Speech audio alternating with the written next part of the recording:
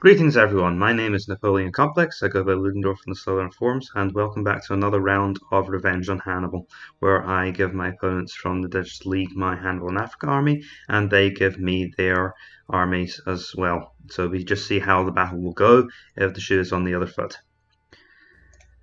So today I am playing the Thracian Hellenistic with Greek allies, and my opponent Cunningcairn is playing Hannibal in Africa. So a brief rundown of the Carthaginian Hannibal and Africa army. It is characterized by a very flexible setup with strong cavalry options, including elephants and elite cavalry, along with a strong body of average cavalry, a good selection of light javelin horse, some very powerful heavy infantry, including the formidable veteran African spearmen, who can hold just about any position defensively and are also very good at breaking units like elephants. They will also, of course, dominate other average quality units. Warbands, which are good at holding strong points and breaking average quality foot, which are not offensive spear capable, and they may well destroy the offensive spears if they can win an impact. African spears, the aforementioned defensive spearmen, very good holding units who will get the upper hand on most enemy units as long as they can survive the initial engagement.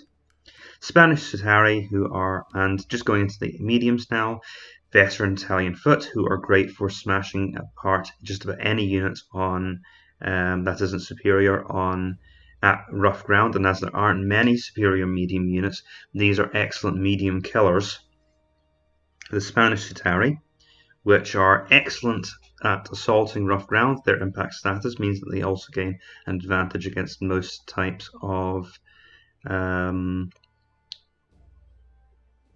medium foot on rough terrain, though they do sometimes suffer in prolonged combat against offensive spearmen, and I consider that engagement something of risk, as most of the time, unless the Spanish Scutarii can be deployed against them in large numbers and gaining a quick advantage by breaking through somewhere by gaining an impact advantage, they will generally lose to the offensive spearmen over time. We've got the Italian foot and the irregular style foot. The Italian foot are, of course, excellent flanking infantry, and the irregular foot are really just a few extra units to extend your line with.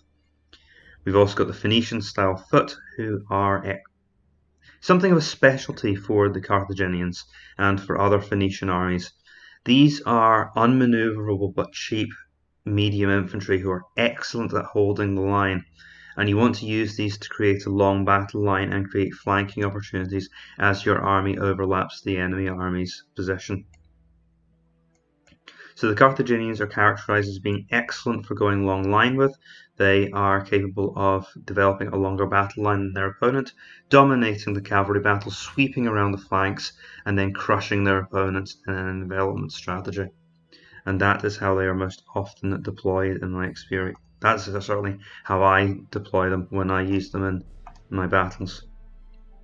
So to counter that and turning to my own list, so I did have the option as I stuff for a Lancers, but with so many Carthaginian elephants on the field, I felt that was a risky strategy, and I have instead gone for a large number of mediocre foot, backed up by a corps of elite veteran armoured cavalry and armoured noble cavalry. So hopefully this will allow me to get the upper hand out on the flanks, and they will be supported by this large number of Macedonian peltasts, who will hopefully tie down any elephants and other enemy cavalry long enough for my troops to get around the side. But I must move aggressively, and I must try and sweep around the back of Hannibal's army, because I do not think that the rest of the Greek and Thracian army can stand up to the Carthaginian army. We just don't have the tools for it. These Thracians were on fire, and I only had a few Thureophori available to take otherwise. They will not do particularly well on impact against the Spanish Scutari. They can match the Phoenician style foot, at least if we can force that engagement, but just about everything else will go through these units. The Thureophori can at least stand up against the non-elite parts of the Carthaginian army, but the warbands will smash them, and they won't be able to stand up to either the veteran mediums or the veteran elite foot. The only tool that I have that can match anything in Hannibal's army is the pike phalanx, and these are units that I'm hoping to use to threaten the left flank so that Cunningcairn does not have complete freedom of movement to just move away from and pin down and ignore this flank. I do have some offensive capability on the left, and it's thanks to the presence of these pike phalanxes. But the massed Thracian peltasts are terrible. They are manoeuvrable, which means they do have one thing going for them over the Phoenician stuff, and this has allowed me to push them towards the flanks, where the manoeuvre war will be more important and where their weak capability in melee may be counteracted somewhat by the fact that we're more likely to be fighting cavalry out here, although they will be very vulnerable to the elephants. I think if the elephants attack these units, these are really more just to distract the elephants and die, but to die slowly enough that the rest of my army can move forward and deal with the situation. Either that or if they can hold the elephants in charge for a while, then others may be able to move around for a flank, but it's a very risky strategy. So I haven't taken the veteran pike phalanx because I've calculated, the reason I've gone for such a cheap army is I've calculated that the Carthaginians can only bring a maximum of 27 units to the battle, 27 medium or heavy elements to the battlefield. Now I have brought, I believe it's 29, so I have 2 units to overextend the Carthaginian line with. But that will only work if I can hold my line together long enough to get those flanking forces into position. So I will need to move very aggressively on the flanks to get those flank attacks in quickly. Getting these cavalry around the flank will be particularly important. If he's gone for a smaller army, then I may have an easier time doing that. But if he's gone for a large army, the fact that the Carthaginians are by and large superior in quality to the Thracians, I believe, and I think they have better unit matchups overall, will mean that I will struggle today. So I will be back once I have set up my general's guards. Okay, so I've got a command group on the left with my pike phalanxes and my 3 or 4 so my actually good fighting units. I have the Thracians and many of the massed Thracian peltasts under the command of my commander-in-chief in the centre. So of course this is not going to be the critical breakthrough part of my line, so I've afforded it relatively few generals, and I hope to keep it protected partially by the mountain. And then we have my first massed Thracian peltast group. They will be tying down the left flank of the enemy army. And then we have the cavalry, who for once actually have their own cavalry group, and they will be going around the flanks. Right, next turn.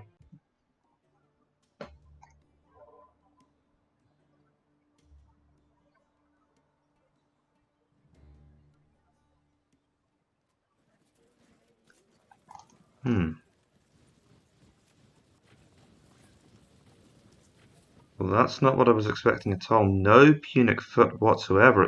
He's fully invested in light and heavy units, heavy and elite units. Right, that presents a different kind of challenge, but thankfully I think this mass army of Thracian peltasts is well suited to that kind of task. Unfortunately, my best units are over here, my worst are over here, so we're going to have to make double time over here on the flanks to get my phalanxes into the battle.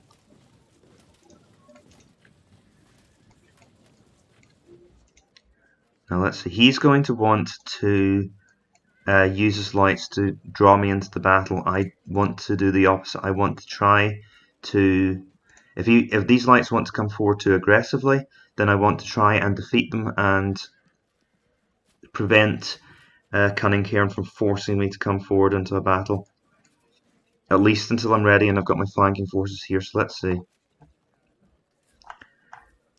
He's got some strong units, but they won't stand up to a phalanx here, and I have a good enough cavalry arm that can counter Hannibal's strong cavalry. Although I do need to watch out for the elephants.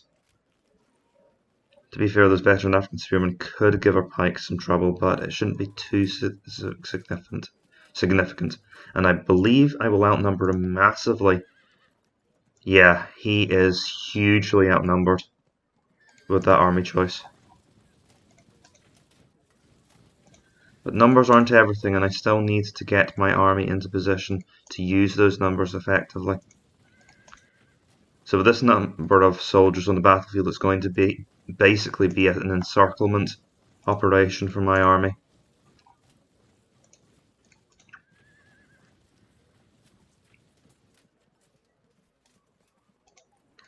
So I probably want to wait my assault on this left flank.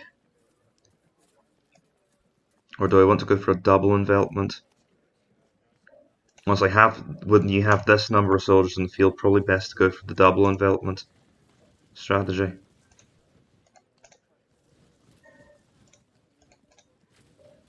We're just going to spread out into a massive line and attack. I might even be able to keep some reserves back in case of breakthrough in the centre. So I might keep one or two of these units back. But right now, let's try and get my frontage expanded. So how am I feeling about my chances in this battle? Well, pretty good. I generally like battles where I overextend the enemy's line. But it depends whether or not I can keep Cunningcairn's best units off us.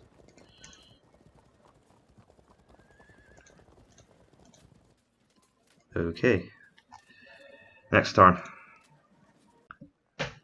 Talking to Cunningcairn, I think he just likes to use the elite soldiers of Hannibal's army rather than the Pueni foot, and he likes a big wing of cavalry. He likes the flavour of the army, so I mean that's fair enough.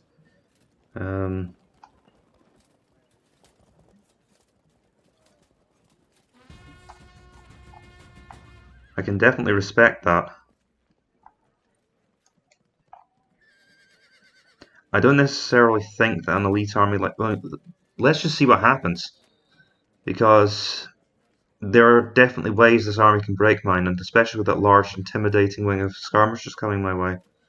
Although if he isolates them, that will be a bit dangerous, because I've got plenty of mediums to hunt him down with over the rough ground. And I'm both patient enough, and I have numbers sufficient to wait if need be and just take some casualties from the skirmisher fire.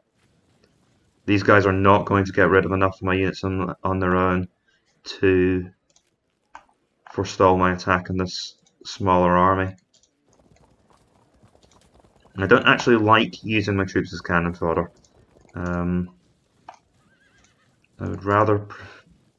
I do prefer to win with as few casualties as possible, but if I have to accept that some of my soldiers are going to die under missile fire, then I'll do that. I think I'll move my light javelin horse through here, just to get some use out of that vestigial part of my army, and make sure his skirmishers can't feel fully safe from a light attack as they go and harass my mediums. We are very close to the edge of the map here. I think I'll actually turn these armoured noble cavalry around, because we've got loads of empty space to make use of over here. And I'd like to maybe get some cavalry around us back here, threaten this cavalry force or this infantry from both sides. Next turn.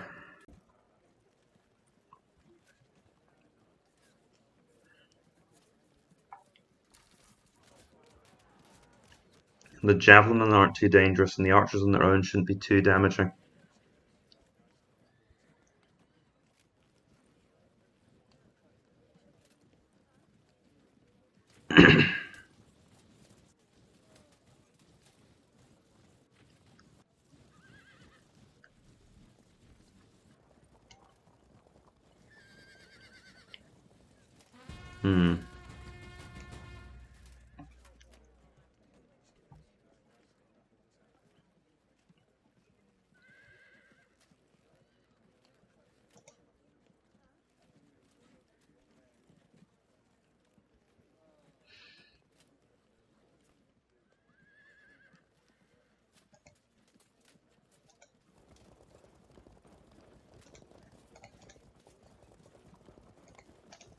So if we're going to get behind his army, we're going to have to go right around the back. And that's assuming there's nothing in that village. I'm going to need to do some scouting, make sure that he's not put anything here.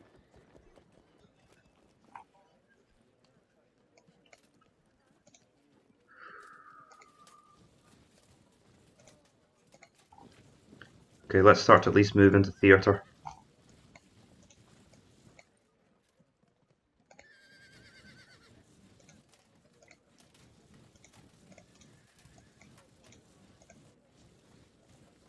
There's no real point in hesitating. Those troops are within direct fire range of the archers anyway.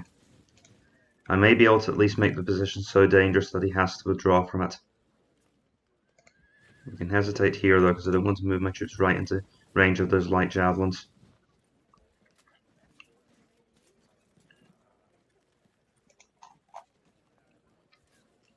I do need to be careful as to how I advance. That's going to be the front line. And he's got units here as well, so these units are going to be involved in the fight. But that doesn't mean that's optimal placement of them. I can possibly open this flank here. But these troops are, as I said, they're basically protected. These are basically protected the regular foot. So they'll be incredibly brittle soldiers.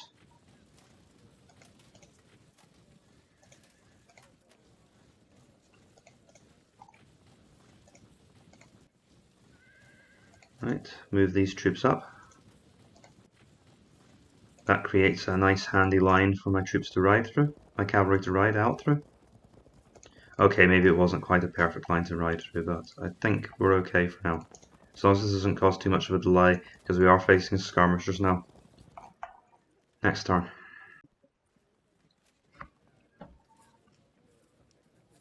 So he's pulling the skirmishers back. That at least gives me some breathing room to sort out this situation here.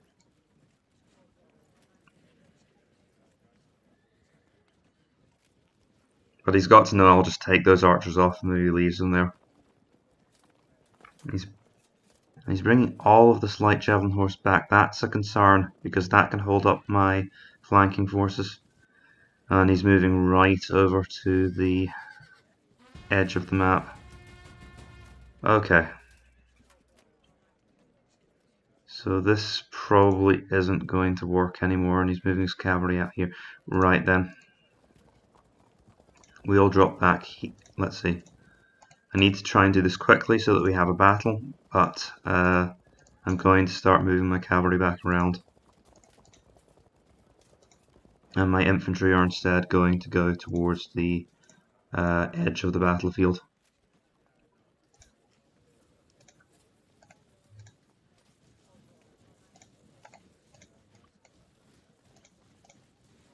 Let's see.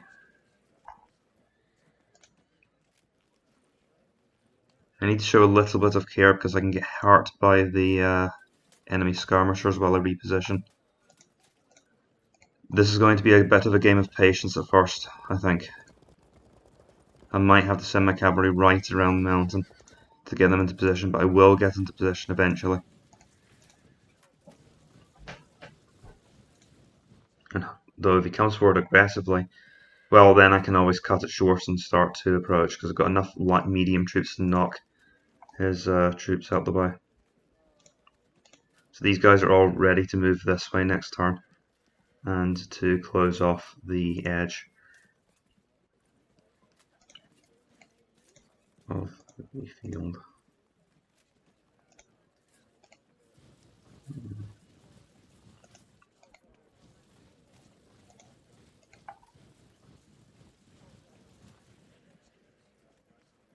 I need to watch out if a gap starts to emerge between my infantry line and my cavalry line, and he can do what Alexander did and charge his cavalry through the gaps in the formation and then get behind my line that way. So what he's doing is quite effective in the way that it's kind of pulling my formation all over the place, and that's often how you start to see holes developing in an opponent's formation, because you just keep tugging them around, force them to redeploy all the time, and eventually they move in such a way that a gap opens up. So if your opponent has a big intimidating infantry formation like this, which is obviously setting up for an attack, try forcing it to move around a bit.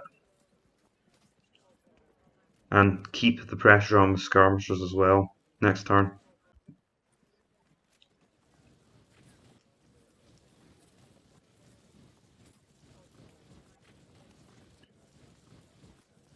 Now I need to be careful, my armies are getting very close to his. If he charges out suddenly I could be in trouble.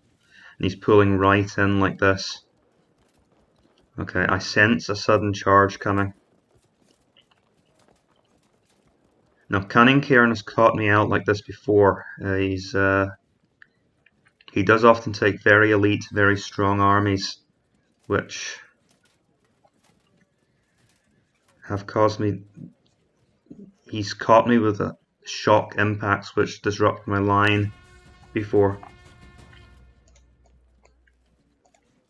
We'll continue to place pressure on the skirmishers.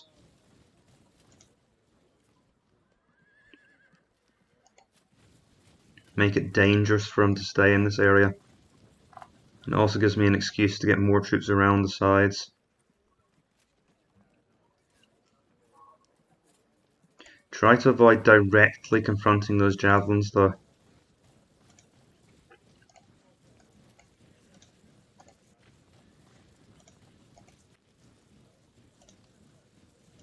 And I need to protect my flanks. Pull them in. Now, but where's this unit going to go? I guess my onrushing cavalry can go and say hello.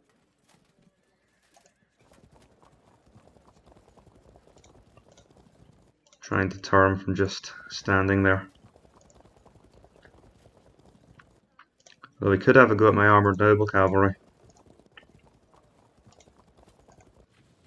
Move these units up as well. Thinking about this, because remember I'm trying to move towards the side. Right, move along.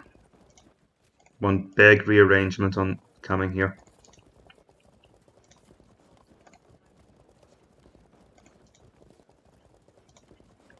Okay. Oh, that was elegant. Hold on a second while I rearrange this line. Alright, so I'm just moving up into position and I need this unit because of the warband there. If you see my Galatian Spotlight video, you'll see how I, in that particular game, start to push out and...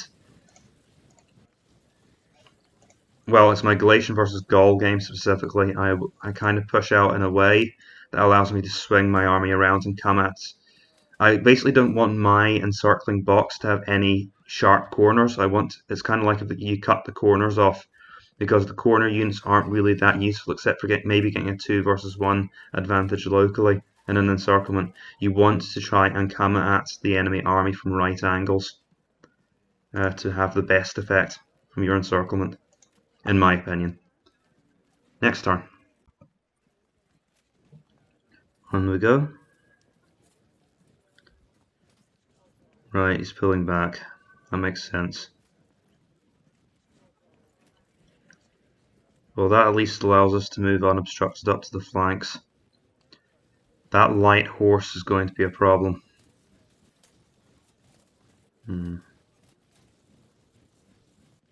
Okay, swinging it round to guard his flanks here. And that veteran African spearman unit in the corner is going to be difficult opponent to defeat.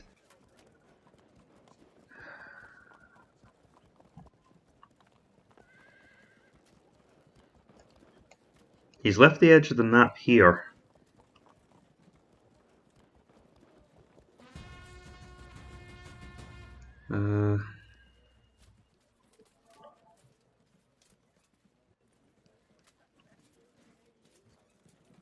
I need to communicate with him like that because I think some people consider it unsporting to go right to the edge of the map. To block a flank attack. He might be trying. Well, I'll have a word with him to clarify the situation.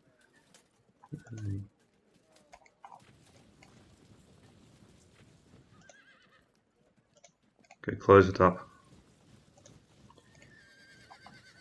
And turn to face, but I might turn away and run away if he comes straight at me.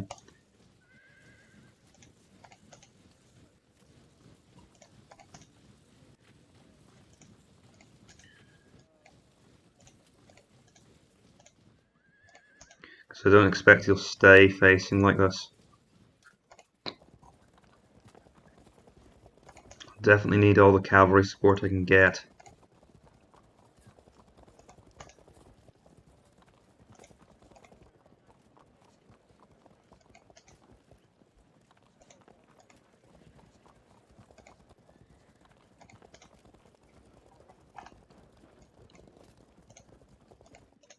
Okay, start to slide out and threaten the sides of his army. His skirmishers are going to be a constant hazard that harries me along the way.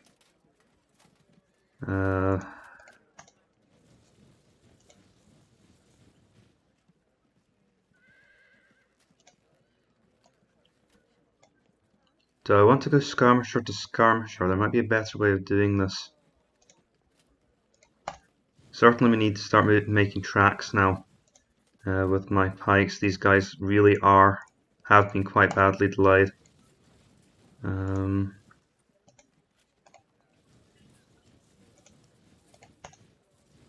Okay, swing round now. Round we go. One thing he has done is he's managed to get his best units concentrated against some of my worst. So I'll need to fall back here, I think. But I'll stay facing for now. I'll keep my facing for now.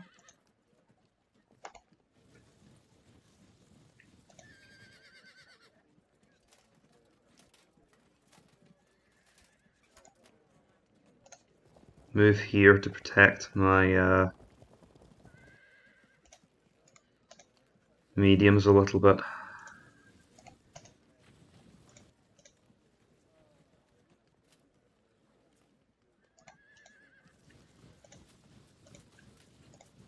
Obviously the movement of my pikes comes first.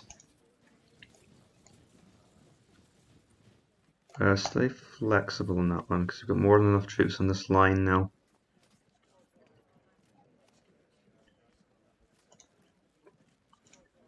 Next turn.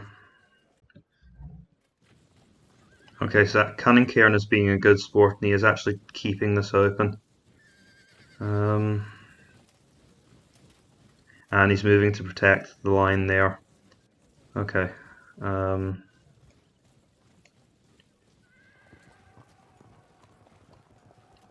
Oof. Crunch. Yeah, obviously if we can get a lucky disruption on one of these pike phalanxes, then that would help him a lot, and there's not a lot I can do about this light horse.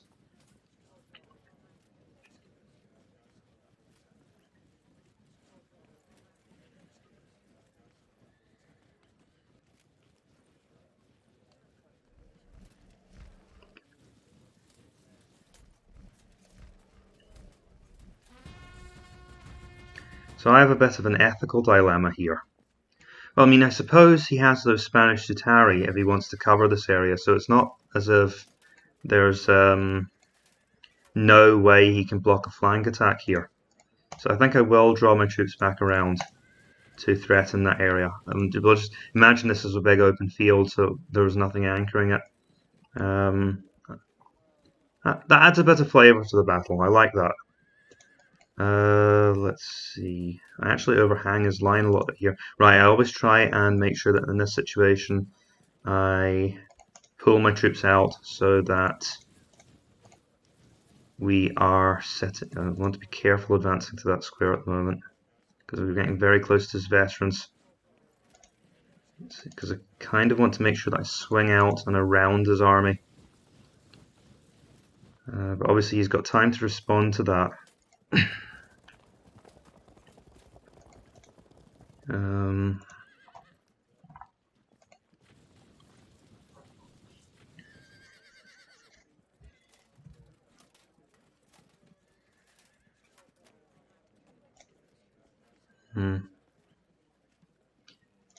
Let's see.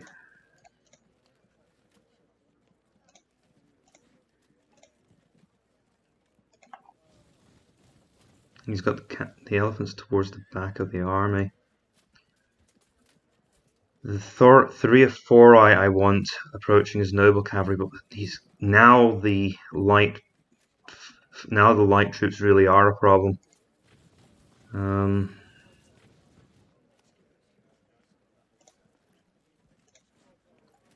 We need to get on with this.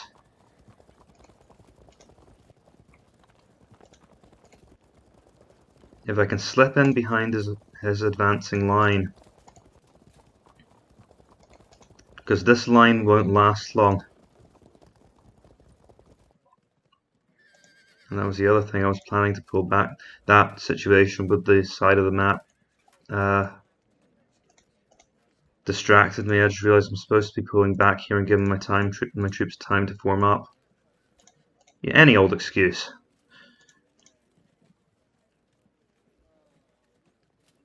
Okay.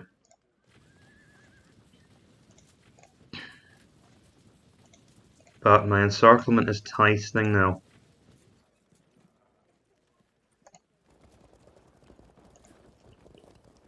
If he starts to advance now, he's going to be drawn very thin. In fact, there'll be holes in his line now. He can't cover all of this.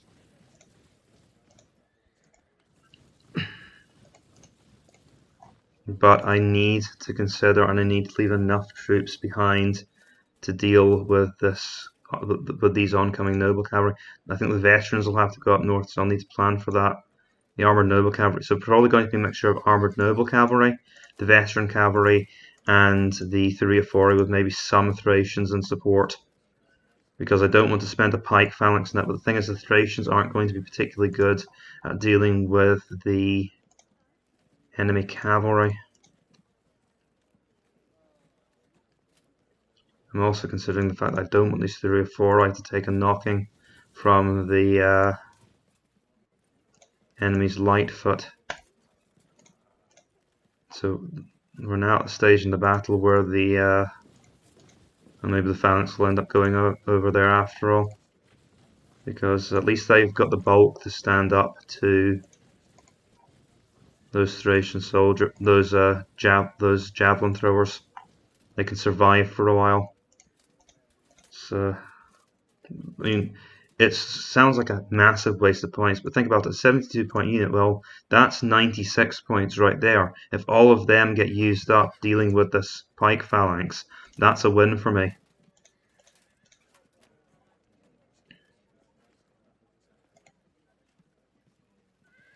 Still trying to leave a little bit of space because I'm worried I could sally out from here. And the elephants are dangerous. Next turn. Oh wait.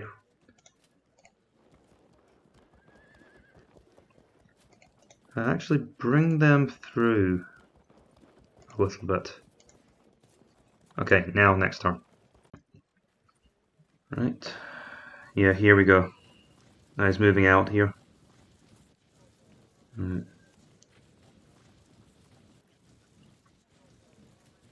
And he's come forward very aggressively.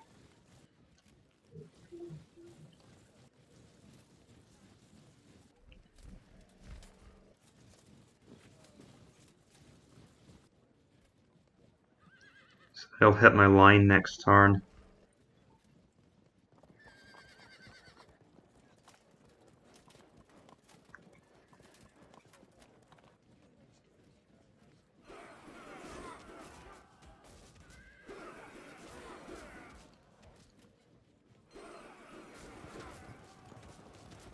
Uh-oh. Oh, that was a brilliant charge. And now that Thureophori unit's disrupted, and of course the cavalry are right on top of me.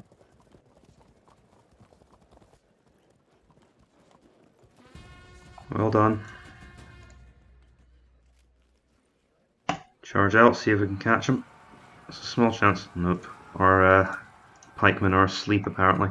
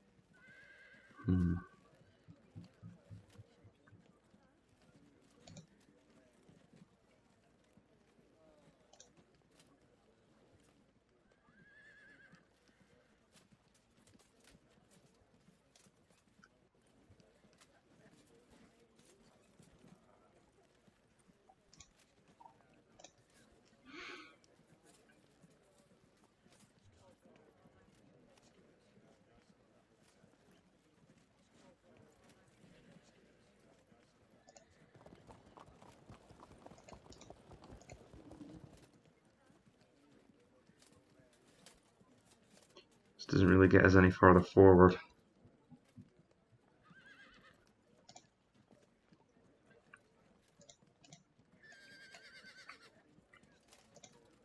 Let's see how bad this impact is. Very bad. This is why I should have fallen back. I should have been ready to run back here, but I abandoned that strategy or forgot about it. And now I'm in trouble.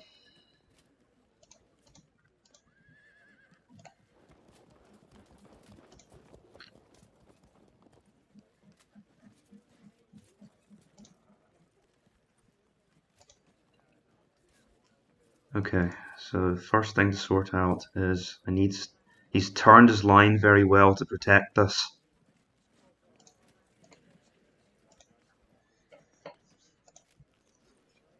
Because this will collapse very quickly unless I can get support in the flanks. I think I will actually drive through here, just to kind of form a distraction force. Maybe make some of his units turn in different directions.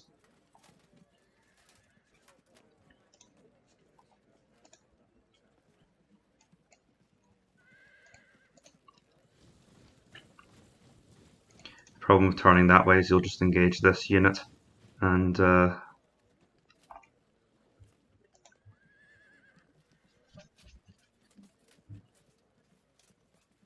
there's no way I can expose a flank here based on the line order.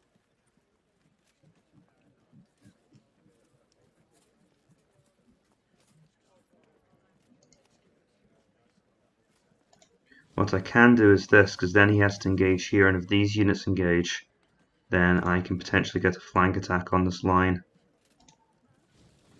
So that slows him down a little bit.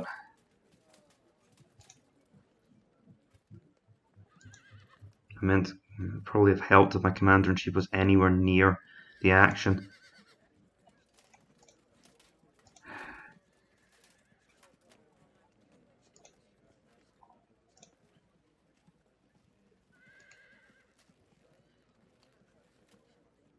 And of course that will force me to cover this square here in order to keep them engaged.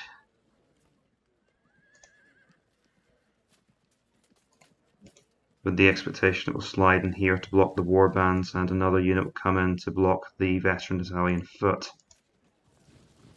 Okay, so at least we can see how it's all going to slide together now. And he's got these elephants as well, so it's a question of how the rest of the line moves up. So they will be here next turn, and we'll be moving on the diagonal to oppose them. So if he's moving up to there, and he'll be turned this way, and that would be the next square for me to threaten. Or maybe I can cause him further problems. So see, he's moving up here next turn. What if I place some armoured cavalry here to block his veteran Italian foot from advancing? Because if they tried to charge out then, that might cause them some problems.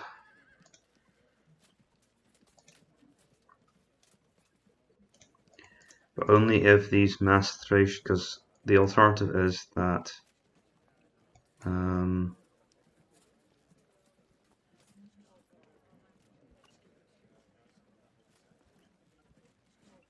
wonder what we, let's see. So he's going to move here. Well, this unit could replace this unit here if they move to here. That would allow us to still block the diagonal line. Though it wouldn't be, the thing is, it wouldn't be, because if this unit chased out to here, had to chase out my cavalry to here, then of course the alternative is he just doesn't move forward that turn, and he just engages here, and I'm still in huge trouble against these veteran African spearmen.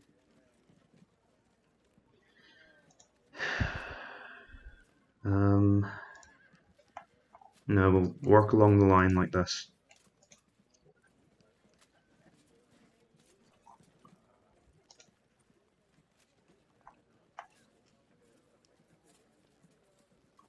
What I can do is try to move across to here. That locks in that Italian foot unit, which means he has to expend effort chasing them away with the veteran African spearmen, and they could end up in a rough position. And I can probably move out to threaten that by also moving out my Thracians who are on fire. They will be in... oh, they won't be within charge range.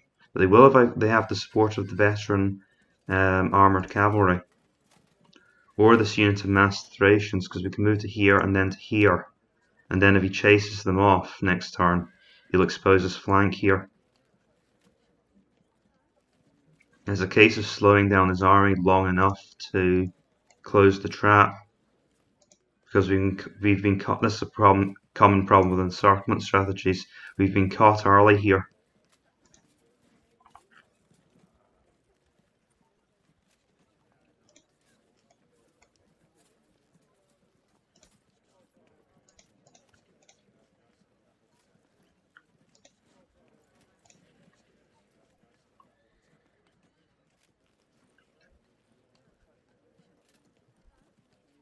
Okay, so let's see. This unit moves here.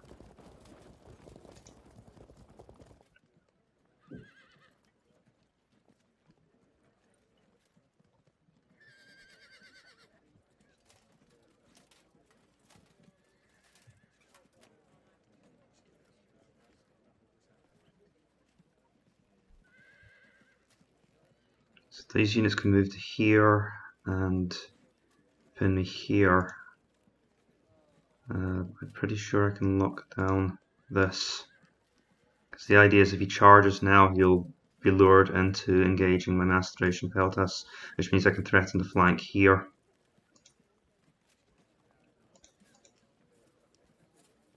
So let's do that.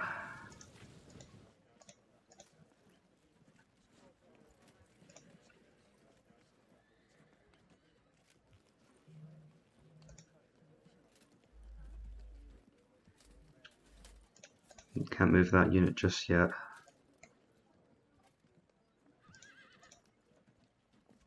These are the two units I'm going to threaten this flank. Oh wait, they can move here. Unless of course I can threaten to engage there, which means I have to move here next.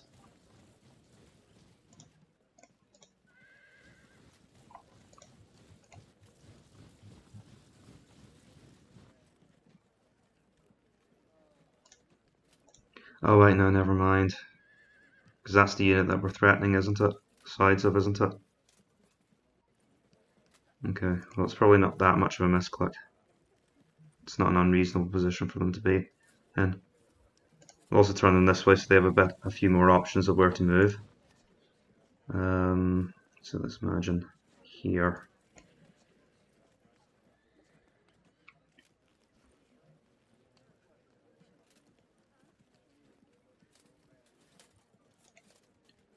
I'll have this unit threaten the flanks of the veteran Italian foot.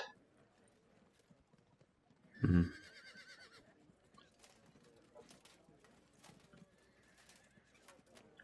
the elephants would actually be quite exposed to the bows of the nomad horse archers, but I can't move them here because they could end up chasing.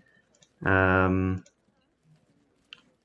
veteran Italian foot here could end up chasing this unit first and then going for this unit for my nomad horse over here. It's not likely at the angle, but I think I've seen it happen before, so I need to be careful there.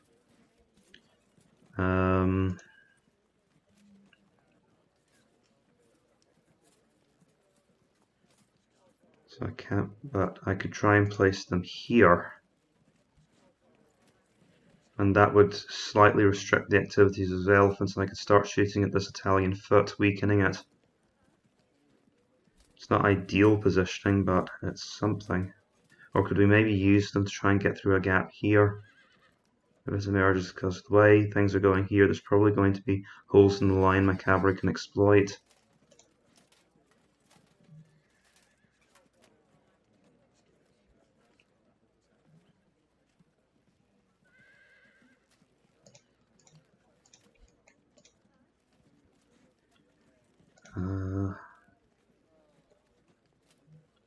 This has looked nothing like how I said it was going to look, has it? Hasn't it? So I can't move them to that square there. And I don't want him to be able to block both of my cavalry units, because they're at least good for drawing his army in different directions. They're not that ideally placed, to be honest.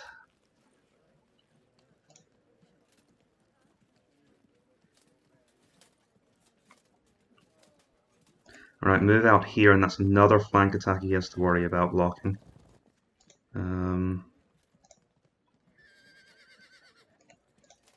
Or even better, move the horse archers there.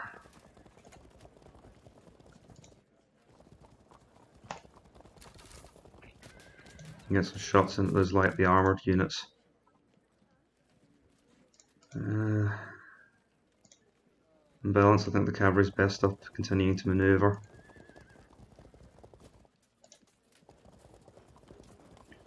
Starting to threaten the rear areas of his line here. This is probably a good place to send infantry reinforcements. Okay. And I suppose a similar idea with the veteran infantry. That unit's already charged. I'll try and turn in such a way that we have some protection against those kinds of units.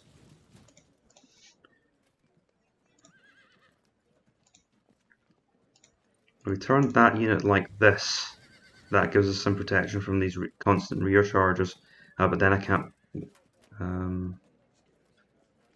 Yeah, I think he can still charge me like that.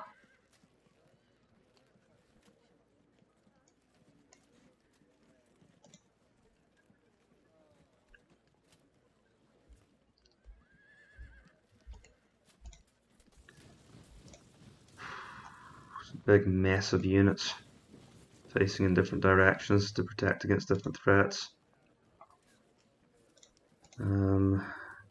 Move up to start to confront the cavalry, because our veteran armoured cavalry will be good against those noble cavalry.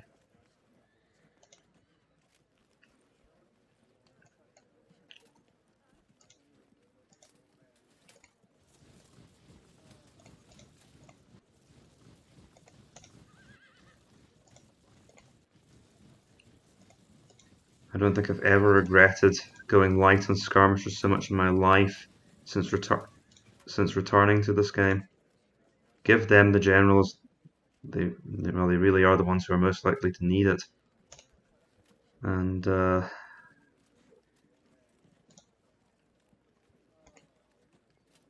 really need to try and get them back their commander-in-chief at some point. I shouldn't have gone off with him. I meant to turn him back, but I forgot. Next turn. So let's see how my men do here. This is going to hurt. Yeah, he's being careful. He knows what I'm doing here. Or maybe not. Oh, there we go. But of course, if he breaks me quickly enough, it won't. None of this will matter. There are only so many dirty tricks I can play. I can probably I can have a go at disrupting his elephants now. Not sure how that's going to help. Oh, of course they're disrupted. Oh goodness! I didn't realise that disrupted Thuriaphori were so vulnerable to cavalry attack, especially to light cavalry attack. Oh wow!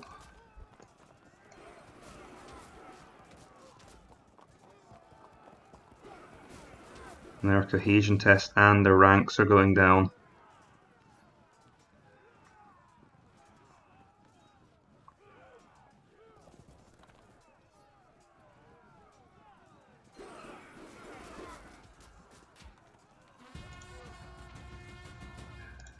Let's see. Charge out against them. Oh, we scurried off to safety. Good, we've reached his cavalry. Well, that's something. They're walled off. For the moment.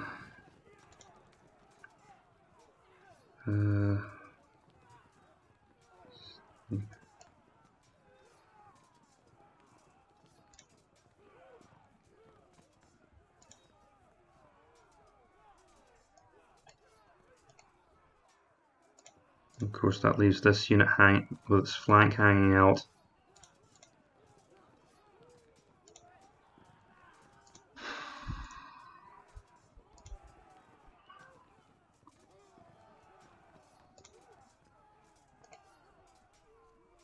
I'm not convinced that numbers are going to be the deciding factor myself. Couldn't disrupt his elephant. The massed horse archer fire wasn't as effective as I had hoped it would be. Maybe if we turn around and throw some javelins now. Well, we forced a cohesion test, but it wasn't enough.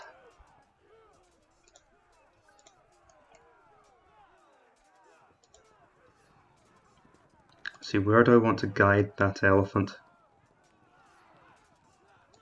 Not here, that's for sure. Thing is, he has to push out against my troops if he wants this elephant to advance, I think. Oh, but the elephant can move like this, I think. I won't get a flank attack because it wouldn't have started from that position. Despite that, it's probably prudent to turn around here. He has very effectively blocked my flank attack here. And these impact infantry are a good choice. This general's still off somewhere in Narnia, hasn't he?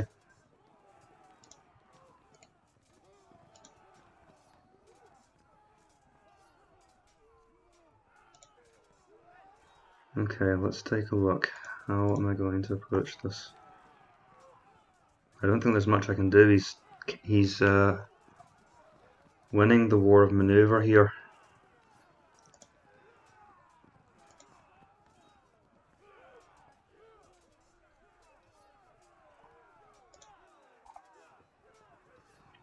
The elephants are obstructing my movement here. He only has to wait until he breaks through at this point.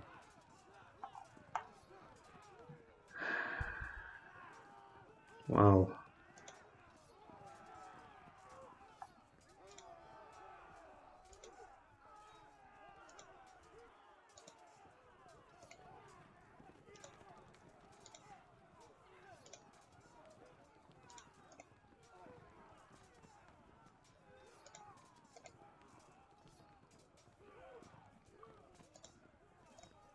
Well, this is going to go whatever I do, so let's take it. Disaster.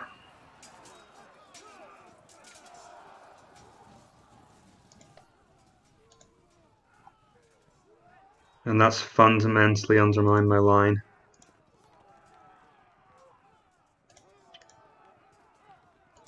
Two turns was all it took for those Spanish Atari to massacre these peltasts.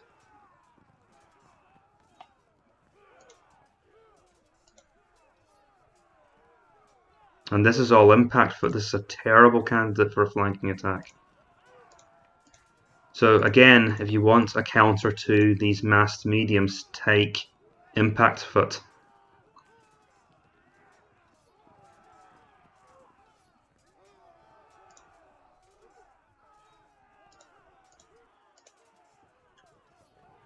Alright. Is there anything I can do to alleviate the situation? Not really. Because these units are out of command. Can I please pass them to someone else? Anyone else? This is the most uselessly placed general ever.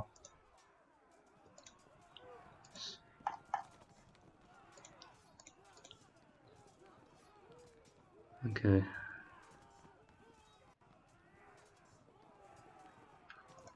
Well, I need to form a battle line against this cavalry now.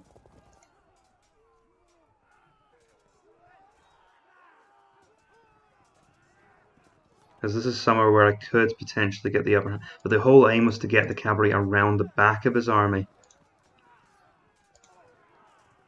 And he's just the way he's arranged, I can't get through. Darn it, Cunningcairn, why did you have to arrange this so perfectly?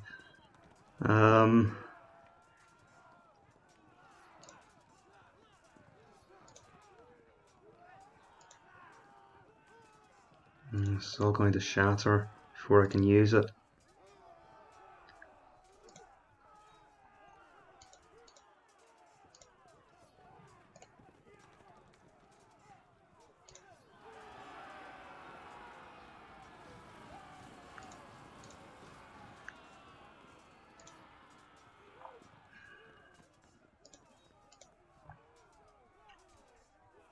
Well, if there's ever a situation that illustrated effectively that numbers aren't everything, this is it.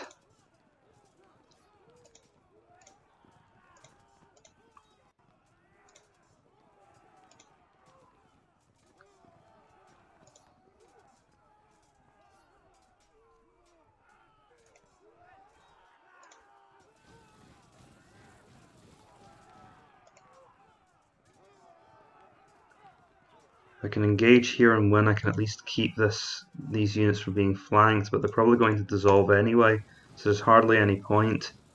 I'd be better off bringing troops up to reinforce the line here.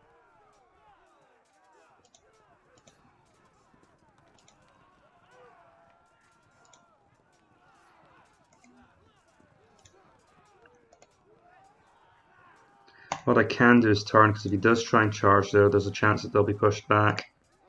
So I'll just have to consolidate here. Which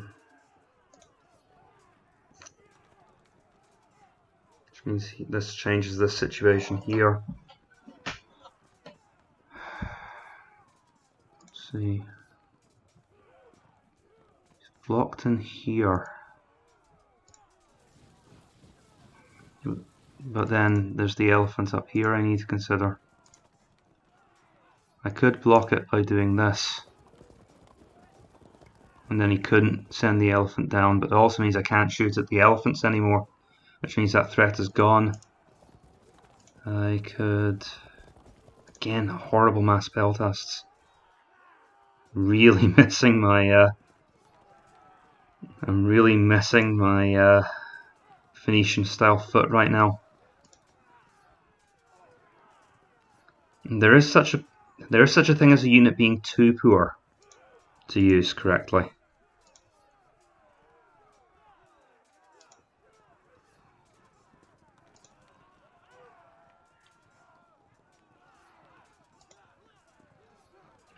I know Cunningcairn isn't going to fall for any flank traps. Okay, let's be realistic about this. I think getting a troop through one of the gaps here is pretty much my only hope at this stage. So let's try to set that up. This unit has to aim for the gap here, which means this cavalry need... But what exactly are the armoured cavalry going to do in this situation?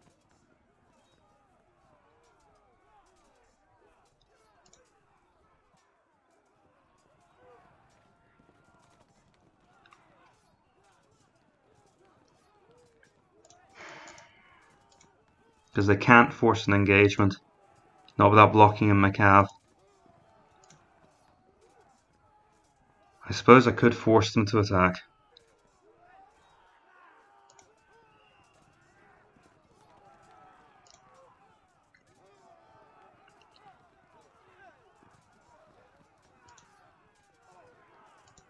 The thing is, he only has to attack everywhere else and decline to attack here, and he's blocked this.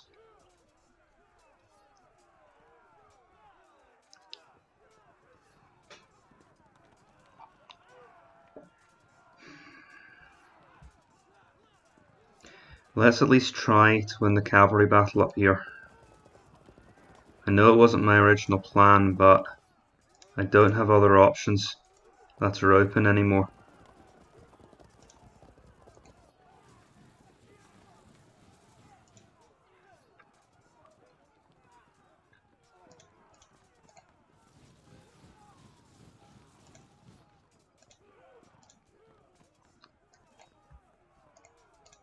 Okay, so turning up here to face.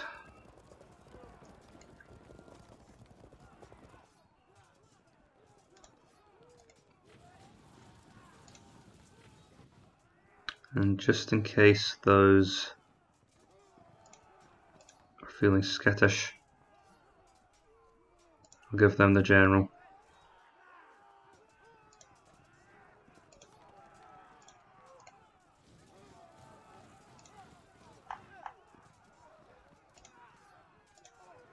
Let's see. See, now there's a chance that my pikes will be locked out of the battle again. This is atrocious unit typing. This is atrocious fight taking. And I can't stop them from flanking the 3 or 4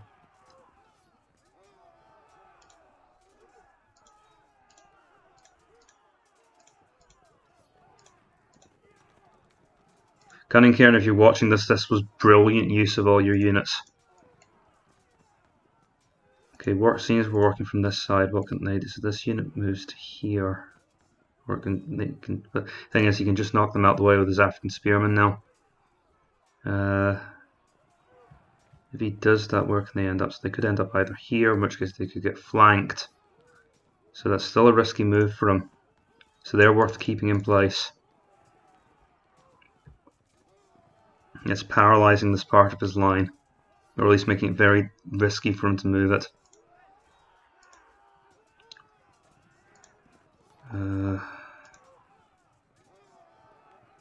The elephants can charge next turn unless I move here, in which case they go straight into some mass Thracian peltasts who, as said before, are terrible. And that won't let me through. So I'd rather he had to take the charge here, to be honest. But he can just wait and dissolve this line if he's patient enough. But on the other hand, that could give me the chance to get the upper hands in the cavalry battle here. Or get more troops around the sides, because I can drive with those light javelin men and then start to get around the sides of his army here. So there's a chance here in the centre and on the far left that I could win.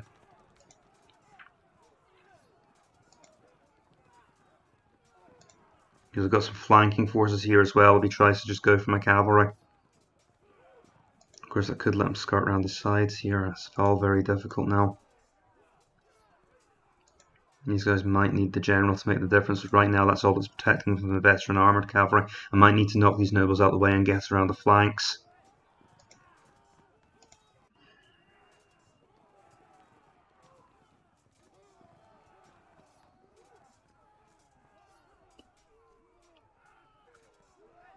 Okay, so this is all locked in.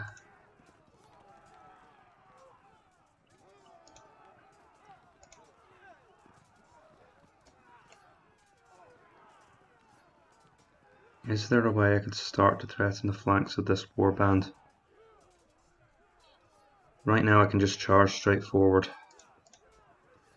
Once again. Oh, the general's all the way over there now. Great. Wonderful.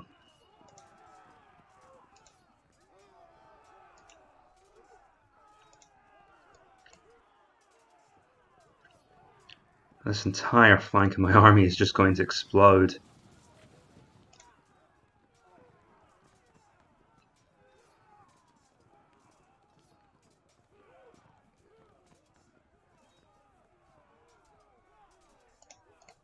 Hold the phone because he can't charge there, not without engaging here. In which, right, if he charges here, he'll engage here, which gets him flanked. If he charges here, he'll get flanked. Unless he charges here, he'll get flanked. I don't want to change that situation by moving here, giving his warband something to actually aim for. What I probably want to do is actually try and reinforce the situation.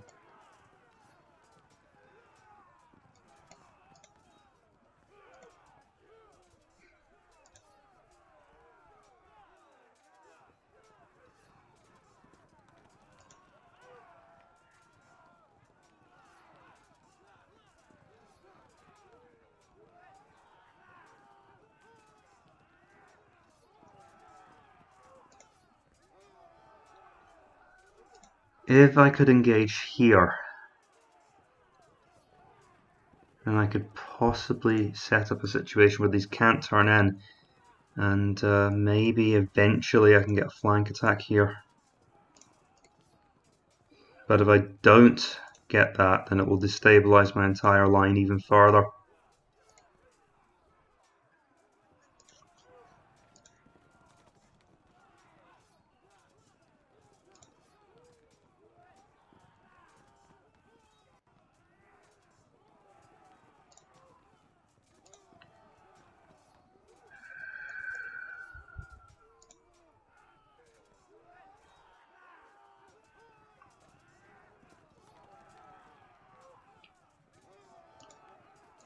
I don't think that, because he doesn't need to charge here, he can just wipe out this part of my line.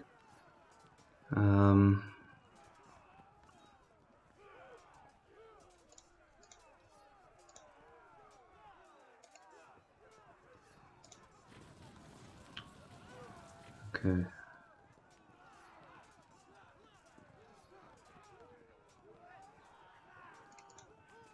Shame they're facing in that direction. Because he could, once these guys are engaged, you can also turn this unit this way to face.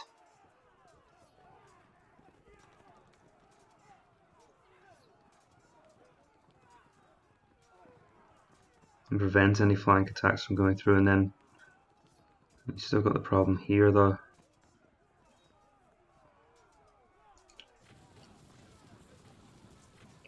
What if this unit charged and pushed them back? What does that lead to? Not much. None of these other units will really do. I'm probably best off just trying to set up a secondary battle line, because all of this is going to go to pieces.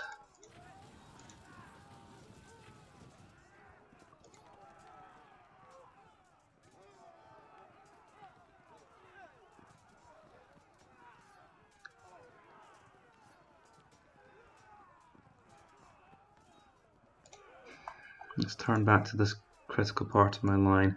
So these units here, again, if they charge, there's a flank chance there. Is there any way I can make that even more dangerous? Well, if they go there, then how does he block the flank attack? Well, by being more powerful, because my mass pelters might not be able to pin them in place long enough.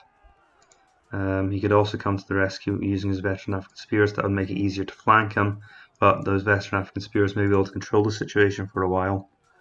If I want to make use of it, I have to leave these mass peltasts here, which means the only unit I really have much freedom with is this unit here.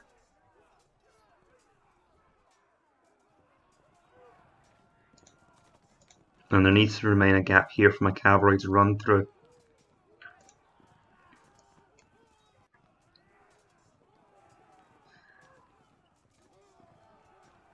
The elephants want to remain here.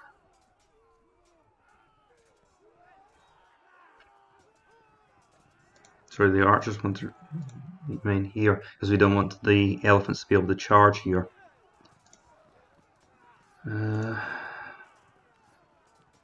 This, of course, is the flank threat, which I'm trying to keep in check. Maybe I should move this unit up to through here, because this is obviously going nowhere. I should try and focus on this side of the battlefield.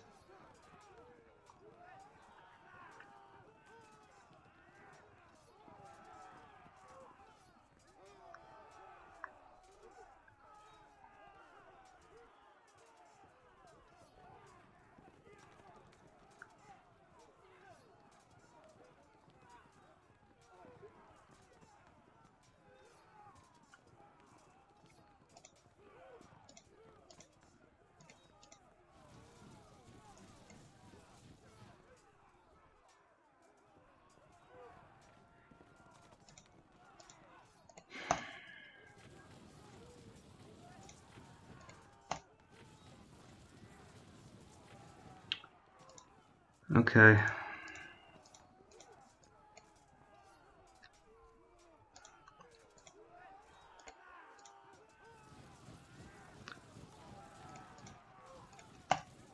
Next turn.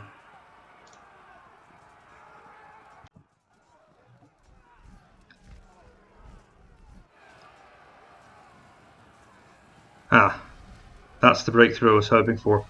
You've got to be kidding me. Oh well.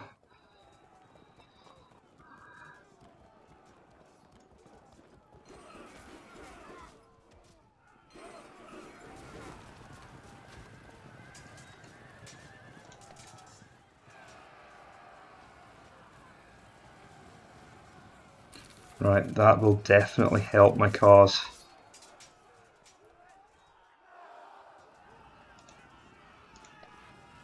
And of course, this close to the map's edge, we just run off the field. God, those units were a waste of money.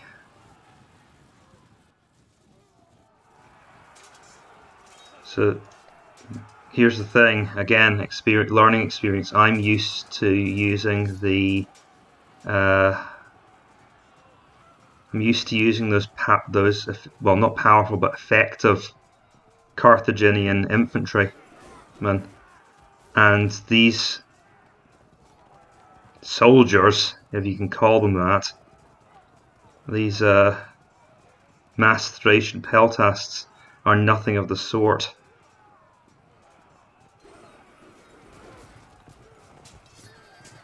As I said, they're really just irregular infantry with better armour.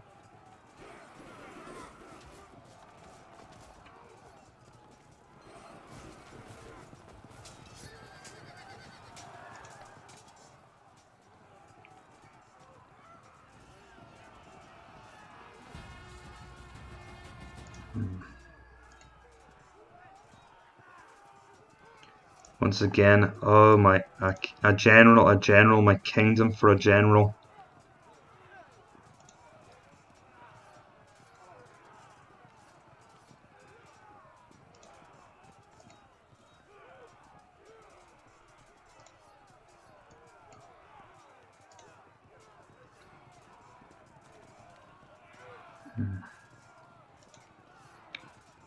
Good use of his skirmishers to block me in here. Long term, that's a good fight, but it obstructs my path forward. So they did evade. I thought they would.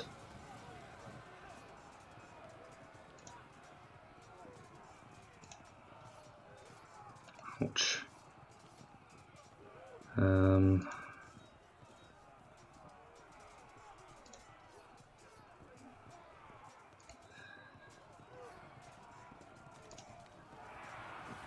The good money is on them getting stuck on the... Yep.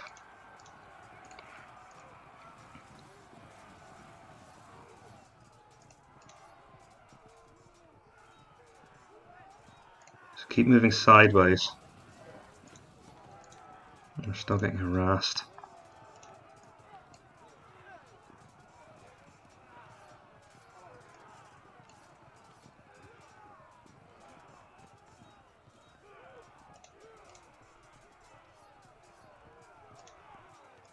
Do I take the risk here and try and get the flank attack? Or do I just pile in? It's not good odds anyway. I need them to hold on for the... I need them to hold on long enough to get the attack in here. There's no other option. There really isn't. Just keep ploughing rounds, ploughing through all the dangers. It doesn't really make a difference to my schedule where those troops are placed. So I may as well avoid the flank attack. Potential attack, rather. Okay.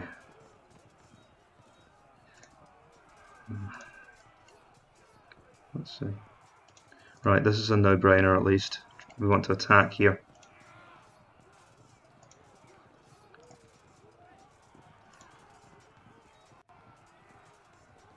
Right. Swear if you useless guys managed to lose on that impact. Alright, that'll help. That's a little bit of restored honour at least.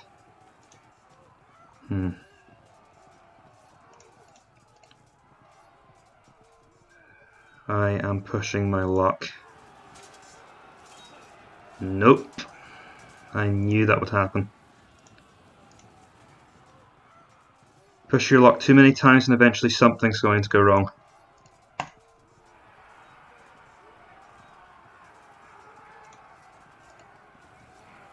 But I am around his back now.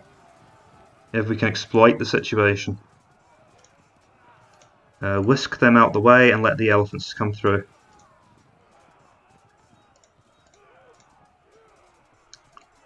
If we can last long enough against that war band, then I can at least... Or do I? Okay, let's think about this.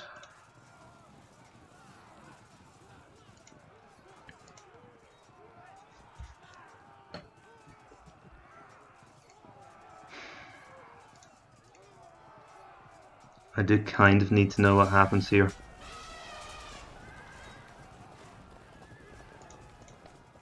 Health farm. Okay.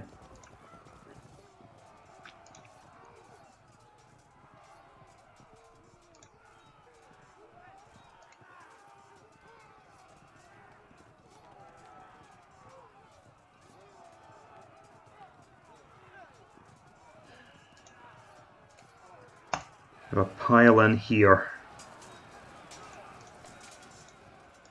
These guys are locked down. Hopefully one of these units can actually get the flank attack on these veterans, which counts.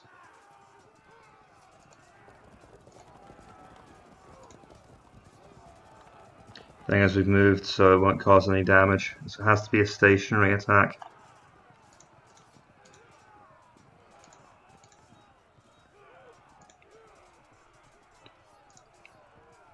So let's think about it. They're blocked in now. I didn't. Well, by his elephants, so you can just move the elephants out of the way, and they'll be forced to fall back. That would then leave me with these Thracians to attack the veteran Italian foot with, and then the armoured cavalry could come in. Now, even with the flank attack, they could bounce back, and the armoured cavalry charging in their own won't do anything. He's probably also going to charge in here to make the odds even more fearsome in his favour. It shows that you can't just spam garbage necessarily. Or you can, but you have to be a lot cleverer about it than this. And I'm happy to find that, to be honest. Because it does show that quality does matter.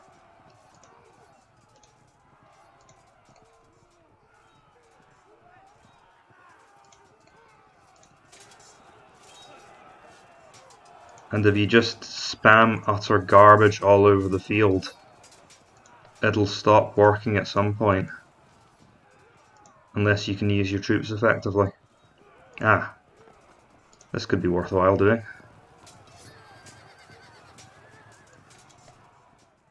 Well, at least he can't really exploit the obvious dangers of the situation, but it does mean this unit will go down quickly.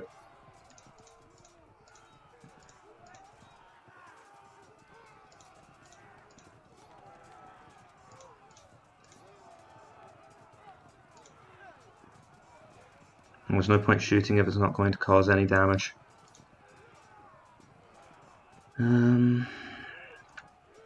I could move to threaten the flank here at least. I'm also wondering whether or not I should actually turn to threaten those veteran Italian foot even further. Because as I said, this unit will probably fail, and it has a good chance of falling back, in which case all I have left to bring down these veteran Italian foot are these disrupted Thracians who are on fire. Also, I just realised that this unit's now completely open. And that took me a depressing amount of time to realise. Which means that I have to move them here. I have to move them here. And I have to turn this unit like this, because otherwise I'm not going to get any flank attack at all.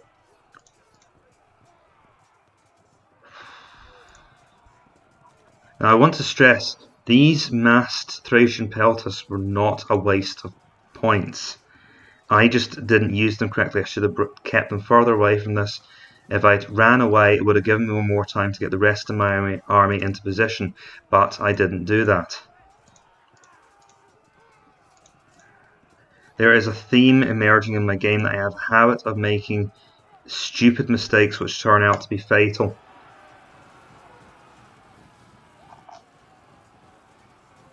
To be honest, stopping right there would have been the right decision, folks. Alright.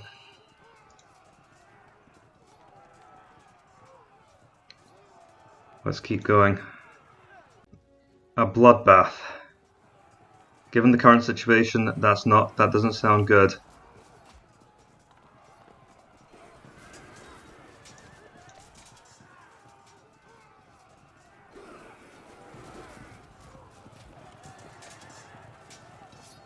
Yep.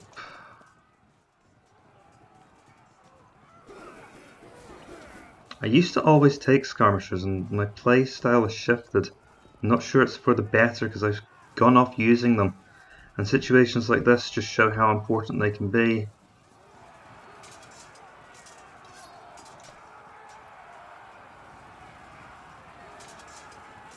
Oh goodness. Well, he paid with his general.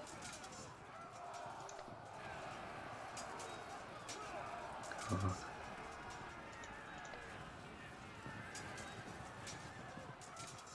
I don't think I've come back from many situations that were this bad. I think this is going to be one of my rarely cited thrashings.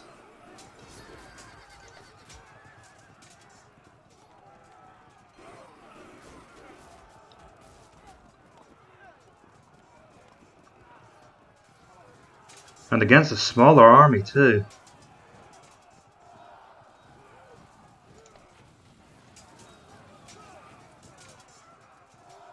Okay, at least they gave me a turn.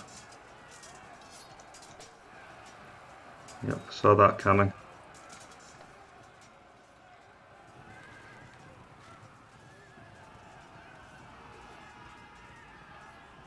My archers are disrupted, so they won't be able to shoot as well. Nope, nothing.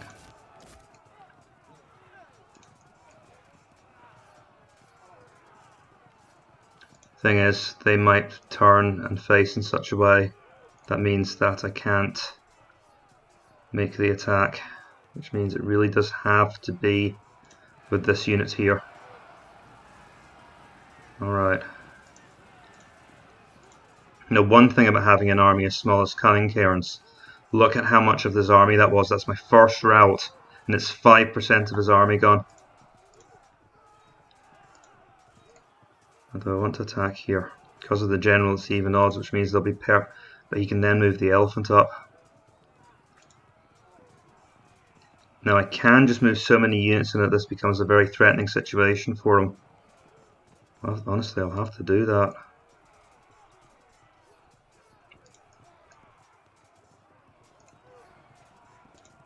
Let's see.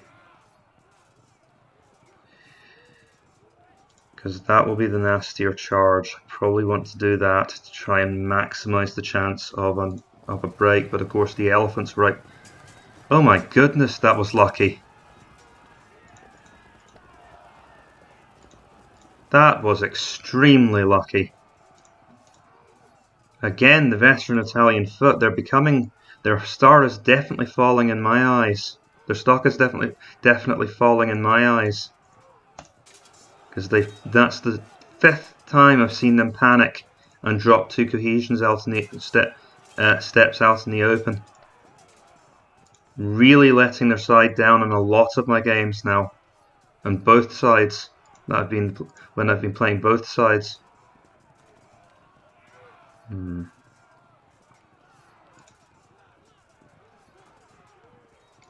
I wonder.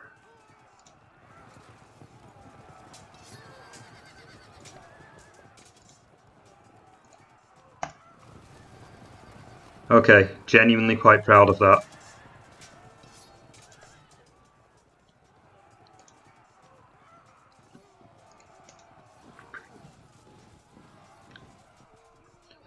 Now I need to keep these flank attacks clear. And remember, he can use his light javelin horse and block in my troops. And if I just blindly throw myself into these melees, I could find myself in a lot of trouble.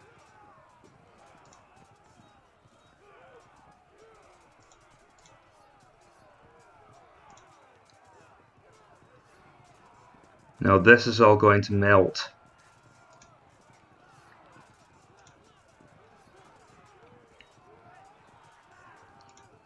That has at least alleviated the threat from his elephants, because the nomad horse archers can keep them busy now.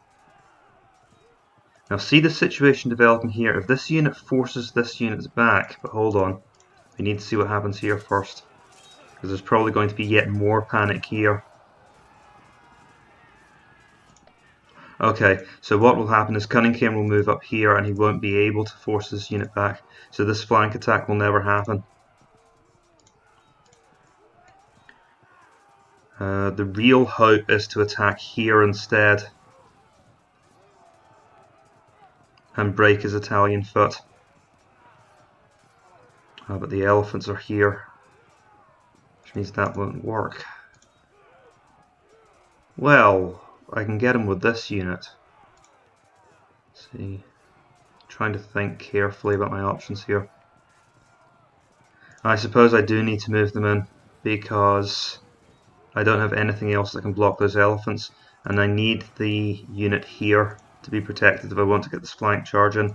That's so critical. But wait, there's more. Okay, think about it carefully. Because the elephant could then charge this way.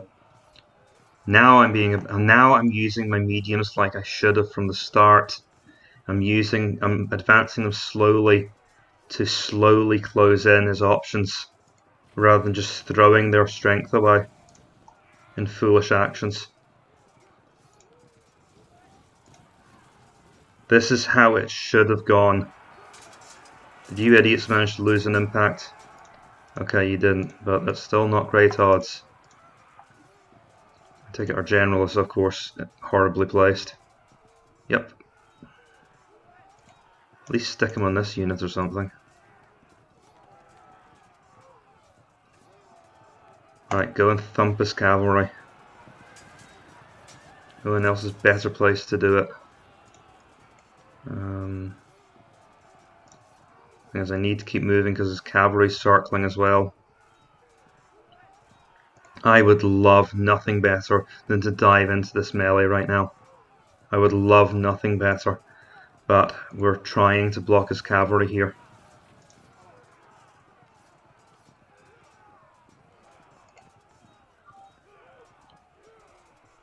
And I'm going to get involved here again because this is where we really need help against this cavalry. Those veterans will fight for a long time. And we're bringing them down. We are bringing those veterans down. These elite soldiers are tough, but they're not invincible.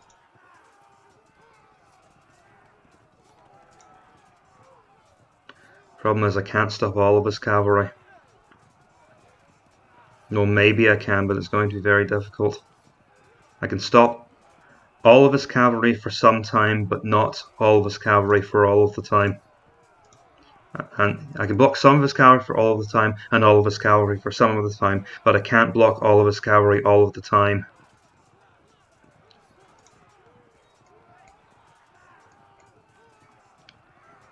And that was a paraphrase of a quote from a very famous president who I unfortunately don't know the identity of.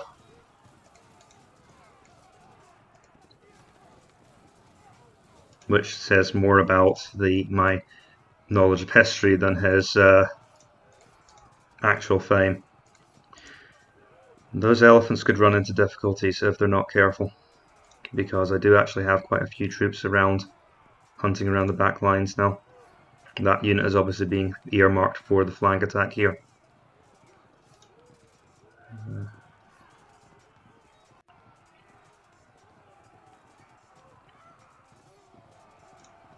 Is there anything else they should be doing that's better? What I feel like we should really be doing is regrouping on, towards the side of the field, because this is where our strong units are. This is where everything's going wrong. We need to move away from the sector. This unit's going to be hopefully the last unit we lose, for sure.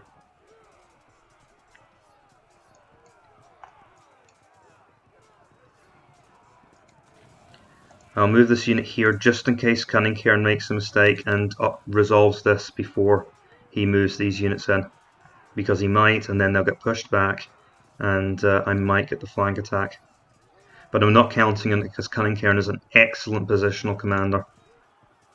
He definitely knows his way around his troops in that regard. One thing I should consider doing is actually just moving them in here, because we have an elephant to worry about, and those veterans are so tough that they might manage to withstand my infantry despite everything. So they might need even more. My troops might need even more help over there. Over here, things continue to be awful. We're one unlucky roll away from a rout here. And that's assuming that he doesn't just turn these light javelin horse around and charge. He's right, this will be a bloodbath. I mean, look at this. Most of these soldiers never even got a chance to fight. They just panicked and ran. Next turn. To be fair, I did suffer very badly from panic spreading through my lines. Next turn. Back with Cunningcairn, and hopefully this is where the massacre stops and the fight back begins, but I don't hold my breath. Oh, let's try and show some optimism for once. Maybe it'll be okay. He knows he needs to hurry up because I am getting around the flanks now. He held. Well, I'll get his veteran African spears out of this. Well, all he did was force my javelin horse back. Okay, I see promise there. Maybe we can get rid of those units. That's grisly. Sure, they've still got plenty of ammunition. We might actually wear down these light javelin horse, and that's assuming we don't get a rally. Quick phalanx continues to get ground into the dirt. Remember, he spent a lot of points in this here. But I'm not much of a point counter myself. It doesn't matter how efficient. It really doesn't matter how efficiently you use your points against certain units if the end result is all your troops are dead.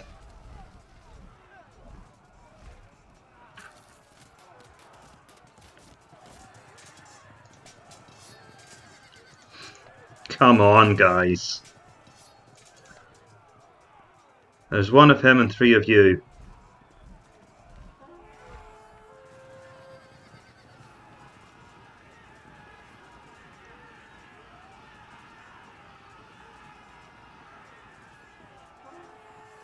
Ah, we needed that. Well, that gives us some respite from the cavalry battle. So do I try and close these guys off and leave my troops to die? Or do I turn around and accept? Well, at least let's try and face the oncoming missiles. Good, that's what I was hoping would happen. And we'll chase and hopefully spread some chaos through their cavalry lines. No, well, that was just about the worst thing that could possibly have happened there. Because they'll now get chased off the map. That was really unfortunate. Really quite unlucky that it went that way. And to try and get onto the flanks of the elephant. I wasn't sure charging the elephant was a good idea, but it worked out anyway.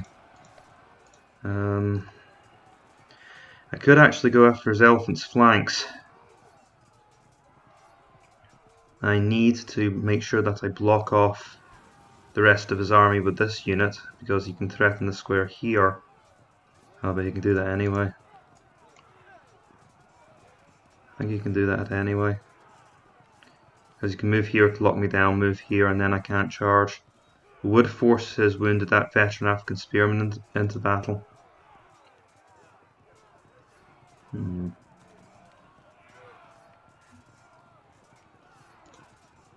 Of course, if we can direct these Italian foot to run off in this direction,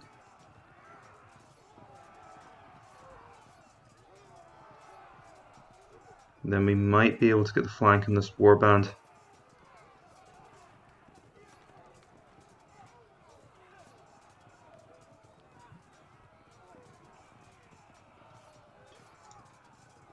I've been hurt by pursuits going wrong before. I mean, we need to get the flank in this unit.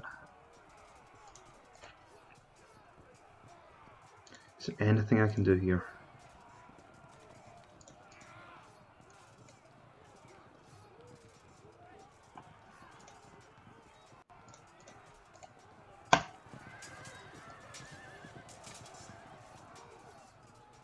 That will probably just lead to things getting in my way.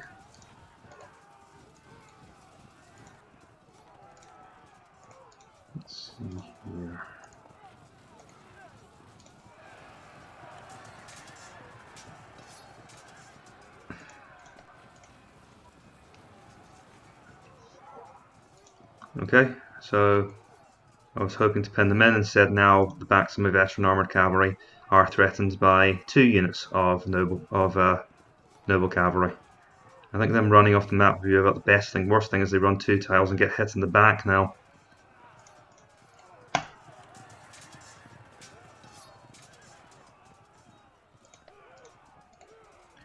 And these guys are going to fight to the death. Or until auto break happens.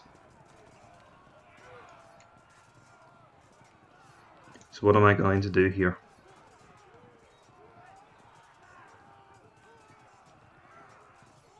As we've established, he can stop this. But now, do I have my general actually in theatre now? He's back here. It would at least force him to move his veteran African spearmen towards my dangerous Thracians with run 5, because they're heavy weapon. They can actually do quite well against disrupted superior offensive spearmen. Let's just take our mandatory flank attack while we can do it. Of course, they're still veterans, so they're not going down anytime soon. Let's see. Let's have a look at this elephant situation. Because we'd have to turn, my arrow fire won't actually cause any damage. So we're really just getting chased around by this elephant unit.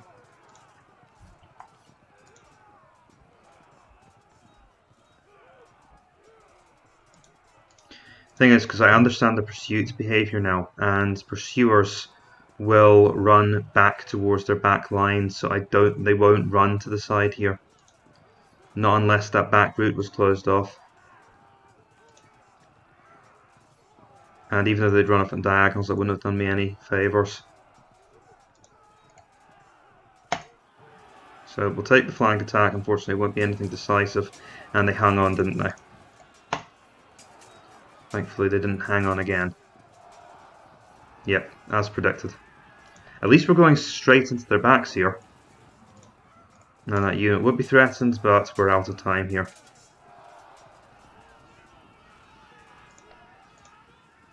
Units hold firm. If I want to prevent a flank attack, there's not really much else I can do but position my units here.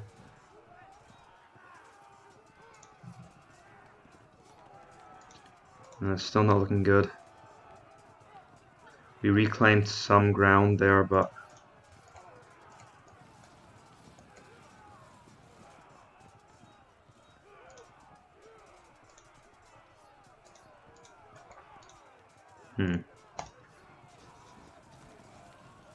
oh, they could have turned like that. I did have the choice.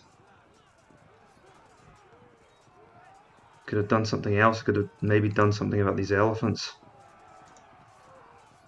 So now I have now I actually do have a problem.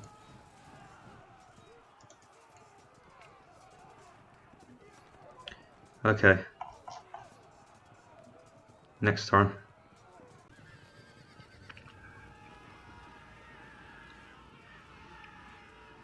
Back to the past, Samurai Jack.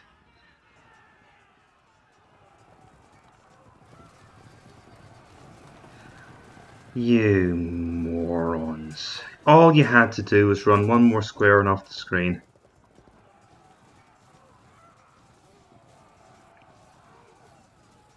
I find the stupidity of my troops almost endearing sometimes.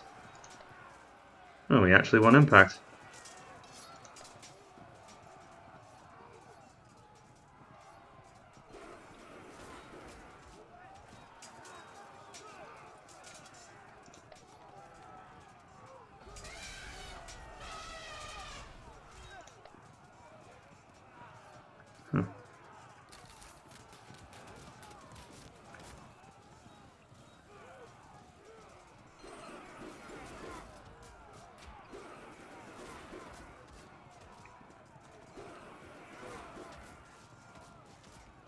Because I'd rather have my troops run off the map and maybe come back and get slaughtered in a rear charge.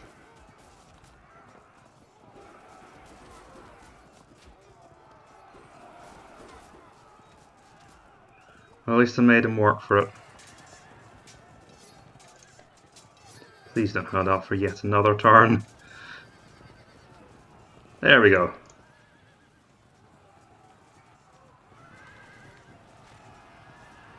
Ah, I can shoot the elephants in the back. Oh, help.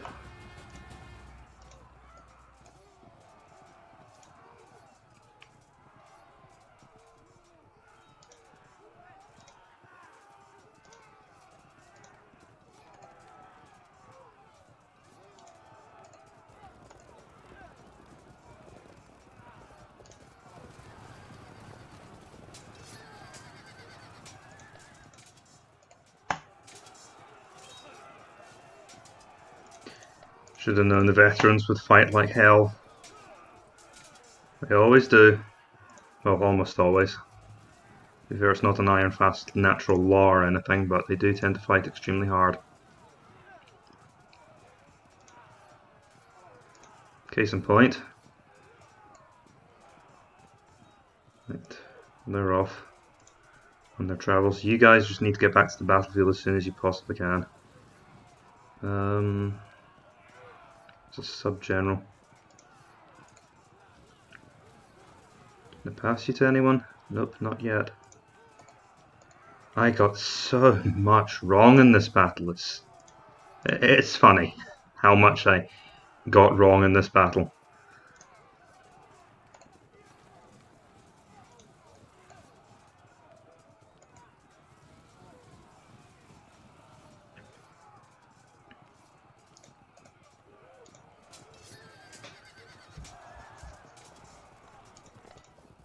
Well, at least I might shunt his cavalry off the map soon.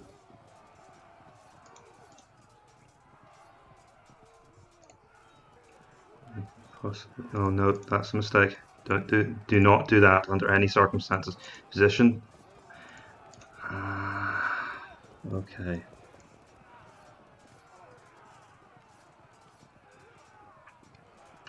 They'll charge. Blast. And I can't position them up there for the reasons I just discussed. Okay. Just managed to avoid pushing them off the field because I was alert.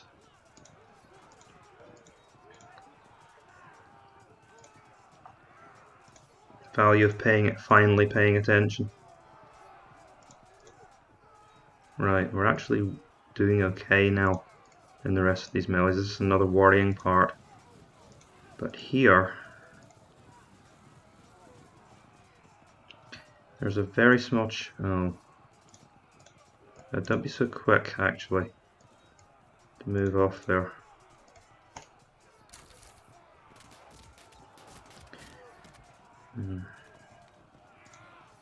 Because right now I have just enough to hold everything in place and hold the elephants off. And I can threaten the flanks of his troops here. It's actually closer than I thought it would be after everything that's gone wrong. We are going to quietly move away and leave those gents to their fate. Because we'll take this soon. They'll auto break if nothing else. Let's see what happens here.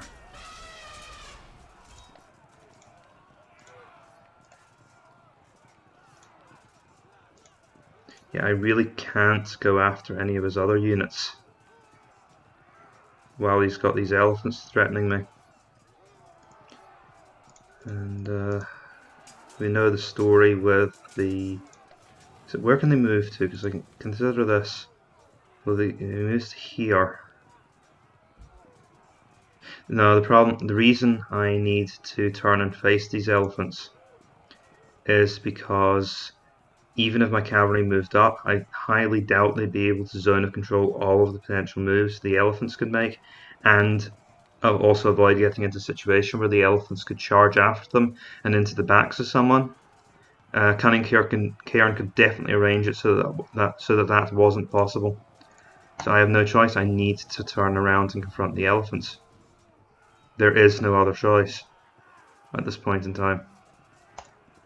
Which is unfortunate because mass Thracian peltasts will get mashed by elephants. But at least it lets my nomad horsemen go off and block these warbands or something. And maybe we can get lucky somewhere else. Because we will need luck now. Do I just engage here? To be perfectly honest, it's probably in my interest to delay as much as possible at this point in time. We do not want the... we don't want to give him any early parole by allowing him to, say, disrupt this unit early. The only one that I was interested in was maybe engaging these veteran African spearmen with these mass Thracian peltasts, because that would have given a shock impact to the veteran African spearmen. With this elephant in the way, it's not an option. Alright, next turn. Yeah. So here I am back, still stewing from the stupidity and betrayal of my veterans, who fragmented after only 2 turns after his fought to the death. That's mock anger, I'm not really angry. I'm done being angry at computer games. It's unbecoming. I gave them the general. And of course they go to pieces within 5 seconds, as they are wont.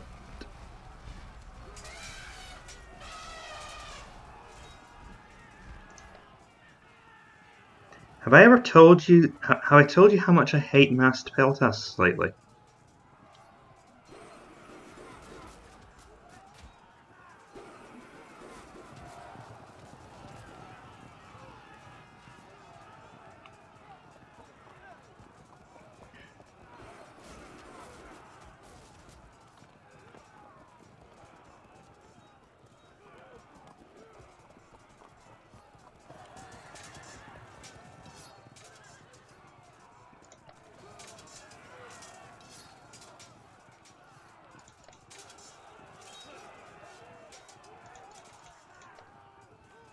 See, this is why irregular infantry don't have rights.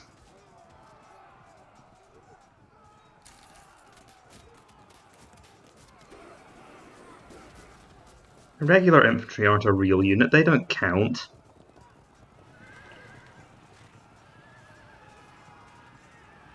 And angry elephants in 3, 2, 1, about time one of you came back.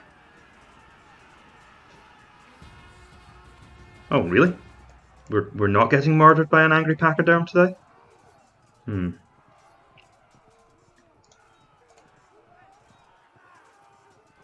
Let's see. Hello. Finally, the general is back amongst us. Yes! A fragmentation! That is crucial.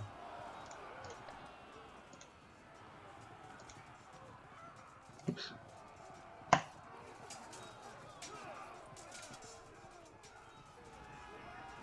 We finally get rid of the veterans.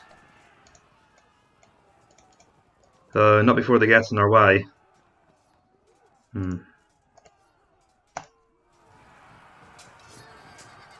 Cavalry decide to stand their ground, which means these veteran armoured cavalry are for the high jump. Well, serves them right.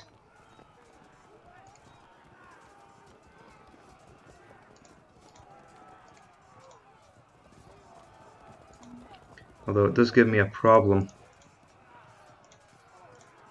Beyond the fact, you know, that one of my units is about to die horribly.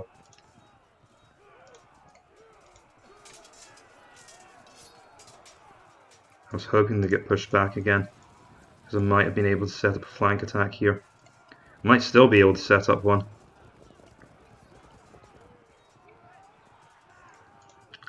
Okay, there are multiple reasons why that's a bad idea, and I know it. I was just kind of hoping to get a flank attack here. Set up here, maybe we can take one more shot at disrupting the elephants.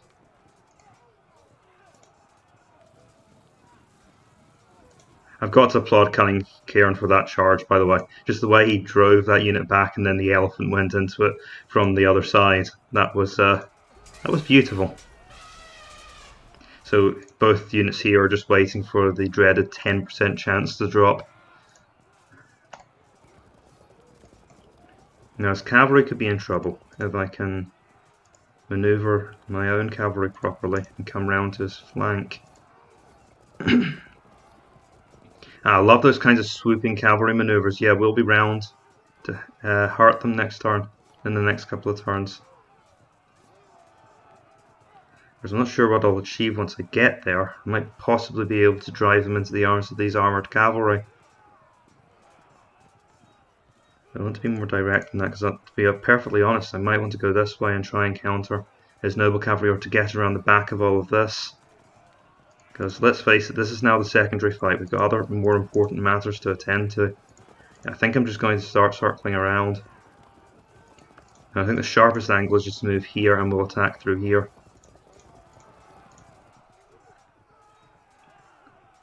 We've got more important things to worry about right now.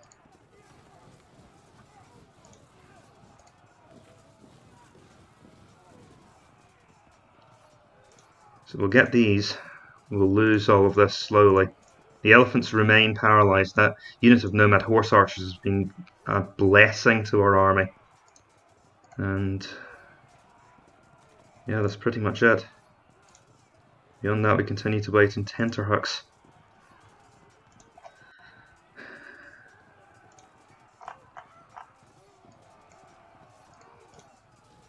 Next turn.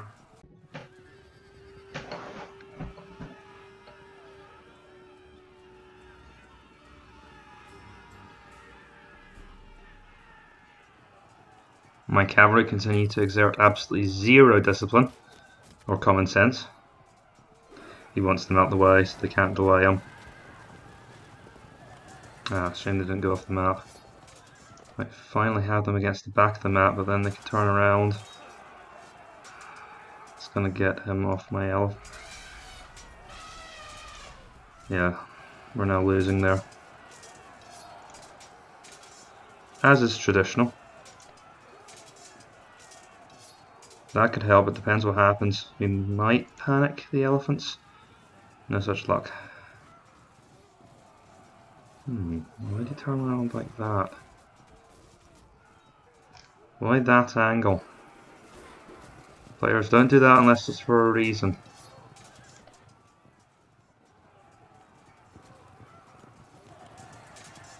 And he did that to make sure his troops didn't get blocked in, but we fragmented anyway.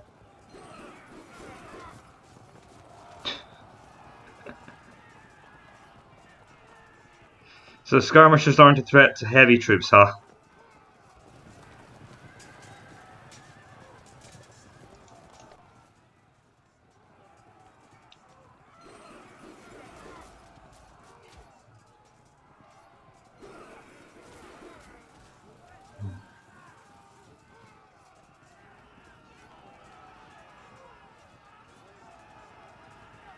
I think at this point I may just have lost too much of my army, and too much of it's still out of position.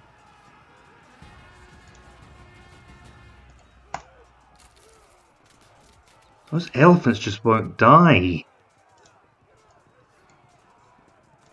What is he feeding those pachyderms? Probably the ground up remains of my soldiers. Ah, I see why I did it. It's to prevent me from getting anywhere through these gaps.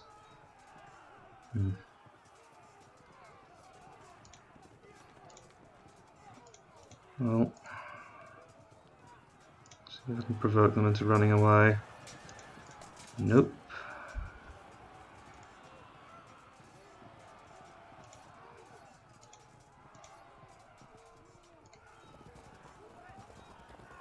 Maybe a spot of bother over here, to be honest. Of course, anything that keeps me distracted is good for him.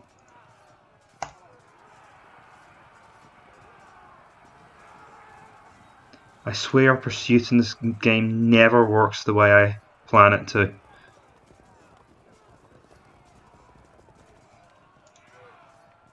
Let's see, I need to make sure that I can get to block his troops. Of course, it's drawn off my cavalry.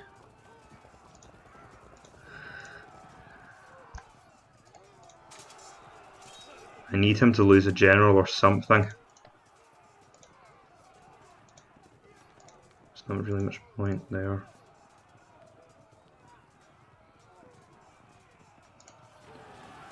for the charge, see if we can break this unit.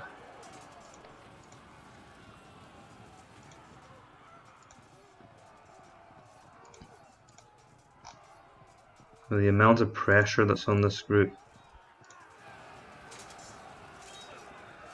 The situation's not getting any better. That was the commander-in-chief.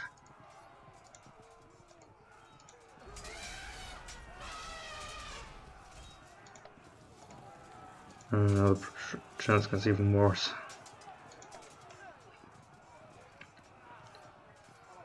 On the other hand, if we can get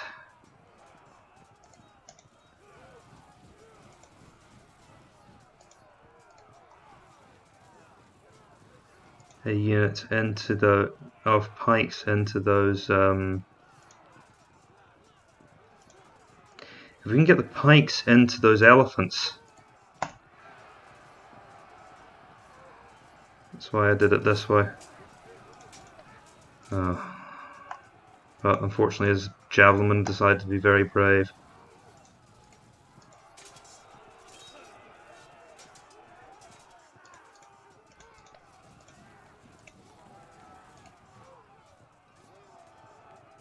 Well, what are we waiting for? May as well pile on the pressure.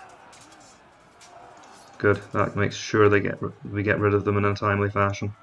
So if they can avoid auto-breaking next turn, we can get in amongst the elephants. Okay. Nothing left to do over here next turn.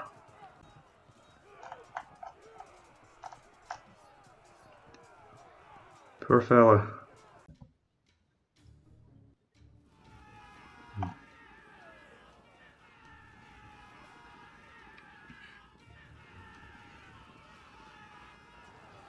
I wish they'd stop chasing things around. Good use of routers.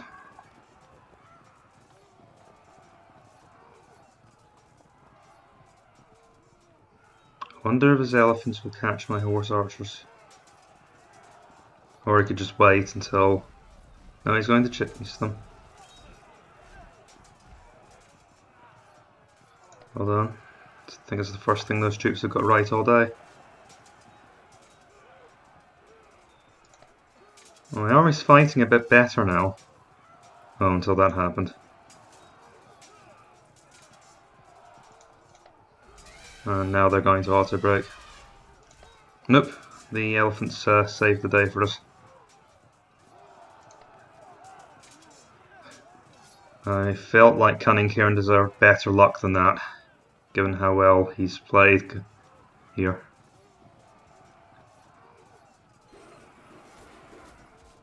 But enough about the luck, that's not really helpful here.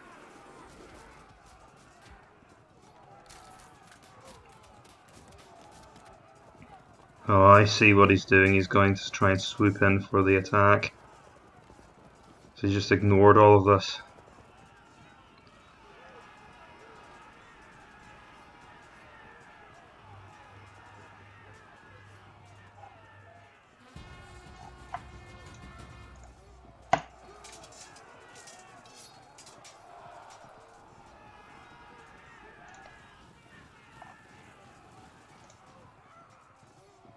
Great routing, great route trajectory.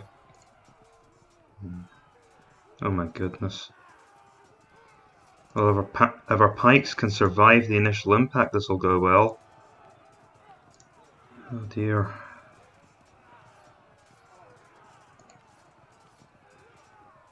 And our horse don't get the advantage I thought they'd get from a flank charge, because they're light spearmen.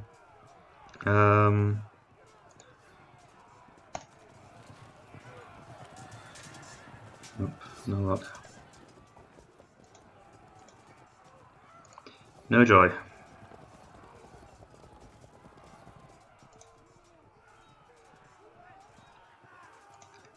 The thing is, if we can survive that horrid impact,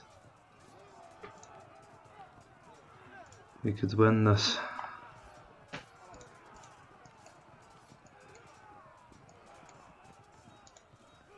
If this part of my line is doomed to fall apart anyway, And maybe I should circle around and try and get into the flanks here.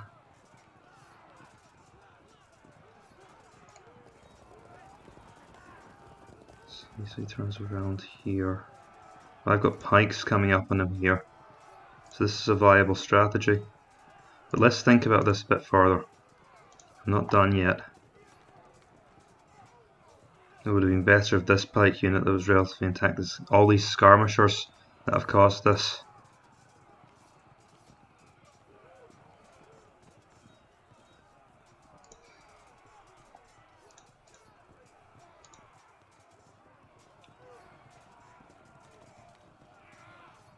For what I'm about to do, Beelzebubs, forgive me.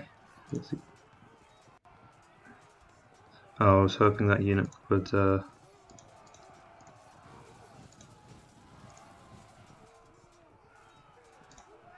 think about it. Think about it very carefully. I'm going somewhere with this.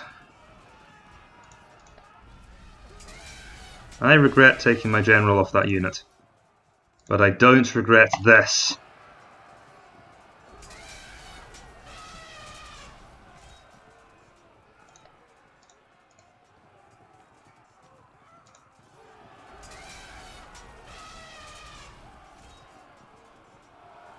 You useless perishers.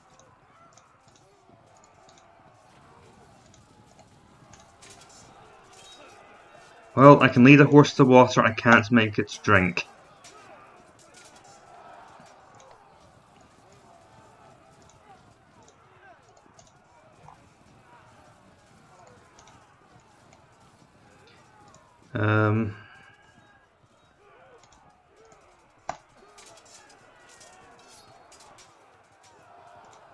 I predict a panic. Here's the thing, I'm pretty sure they can cross that distance. They're going to get flanked. Well, it was a good idea until things, but it just hasn't worked out. If we can hold on for this turn. Again, I really regret giving this unit the general. Now here's the thing, I'm pretty sure that those warbands are going to pursue, which means they're going to go straight into the sides of the masked Thracian peltasts. It just hasn't worked out for us. Although that would leave his flank exposed if we can survive long enough. What's going to happen here is a series of flank charges.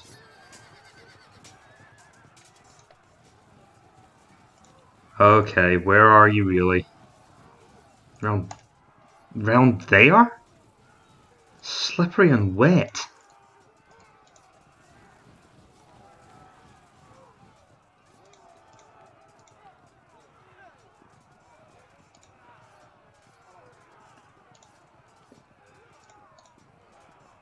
That was the last place on Earth I was expecting them to be.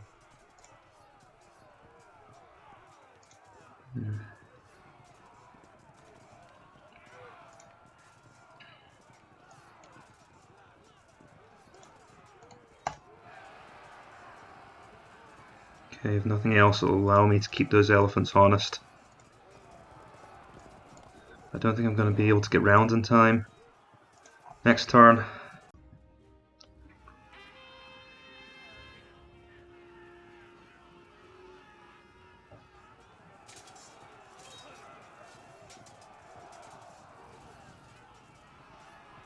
Okay. We'll live for another turn. But my army's running out of steam. And we disrupted.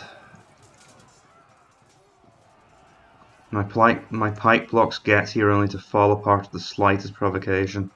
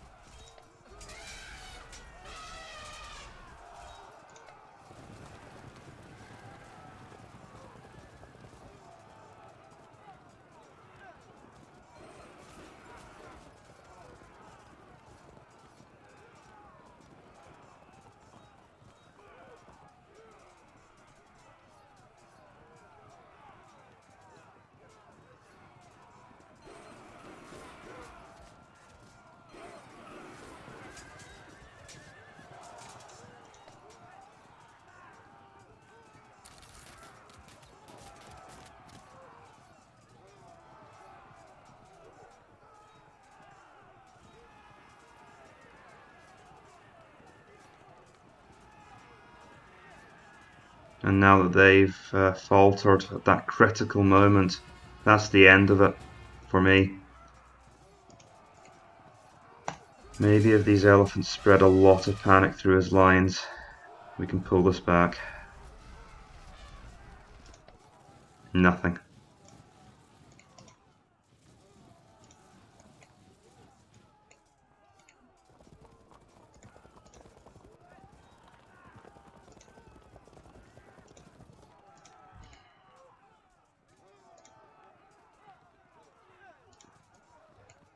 I could conceivably threaten the back of his line.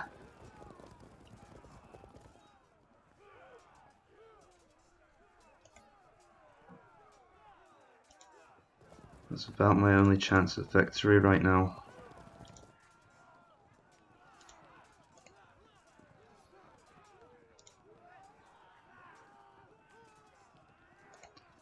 You guys need it more.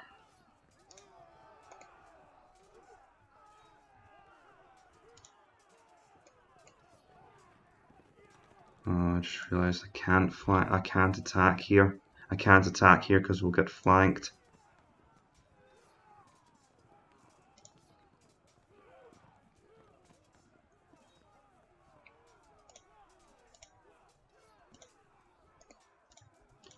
But this unit can attack.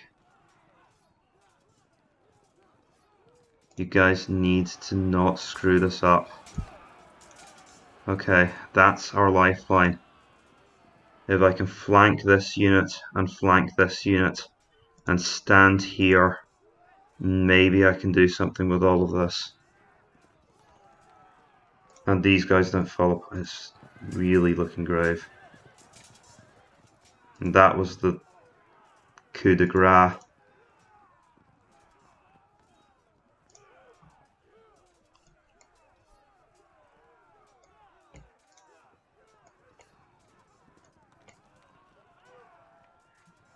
Let's see, what else can I do that's actually going to affect matters? I would just block my flank attacks avenue.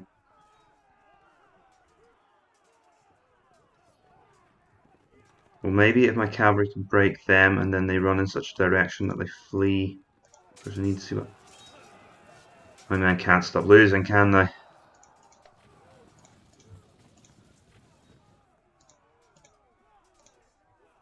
Come on, you miserable failures.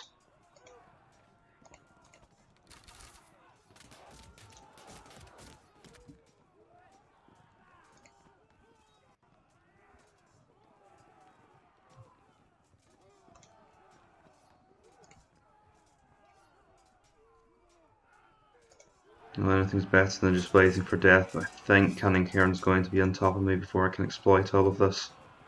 Next turn. Here we go.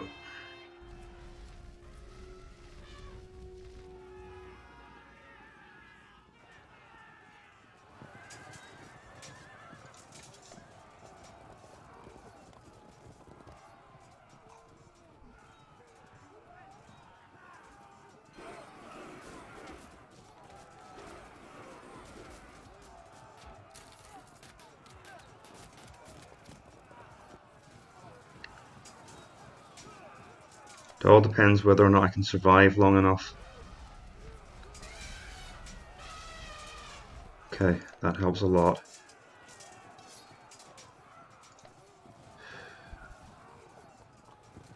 It looks like I'm going to get one shot at this.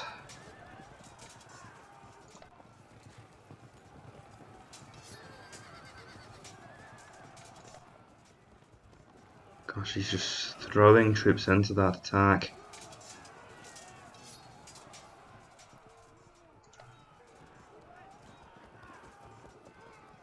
And he's doing that because my troops might not charge.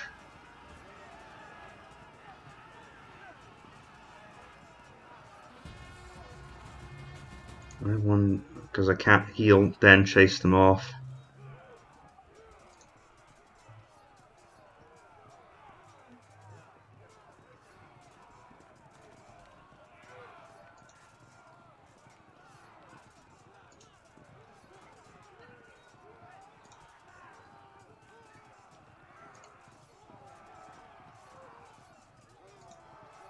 Still want to do it this way.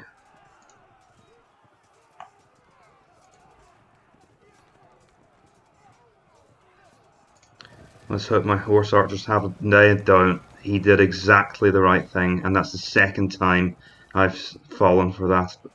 I didn't feel I had a choice because I couldn't get my general over there to give them a better chance of attacking. Cunningcairn has played me like a fiddle this battle.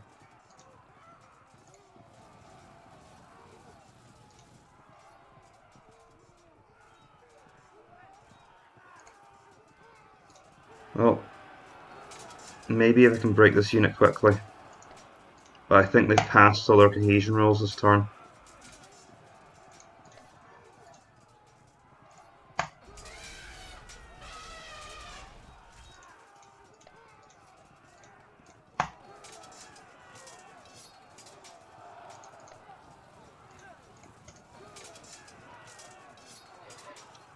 Good game, Cunningcairn. Yeah.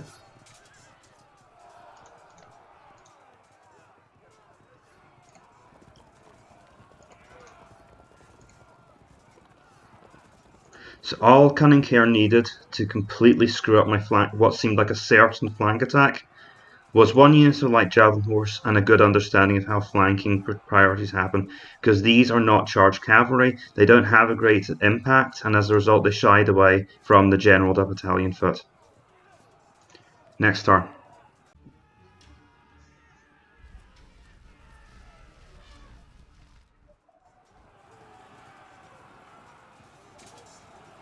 And that'll clear away my wounded pikes.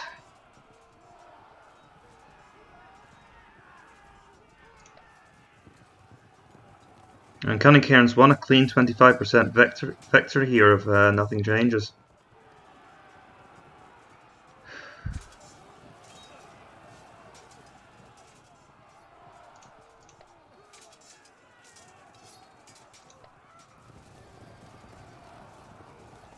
So close, but no cigar.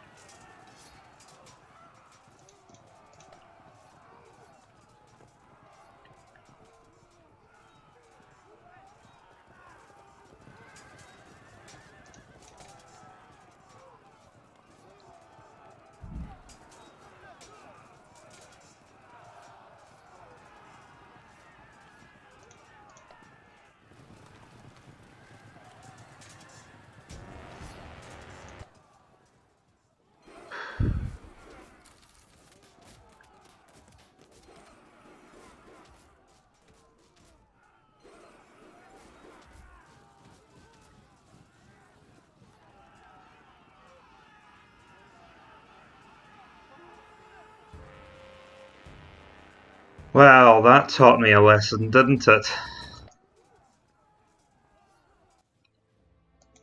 Right. Let's talk about this, and let's talk about this, and I won't have much to talk about in Cunningcairn's column, other than saying what he did well.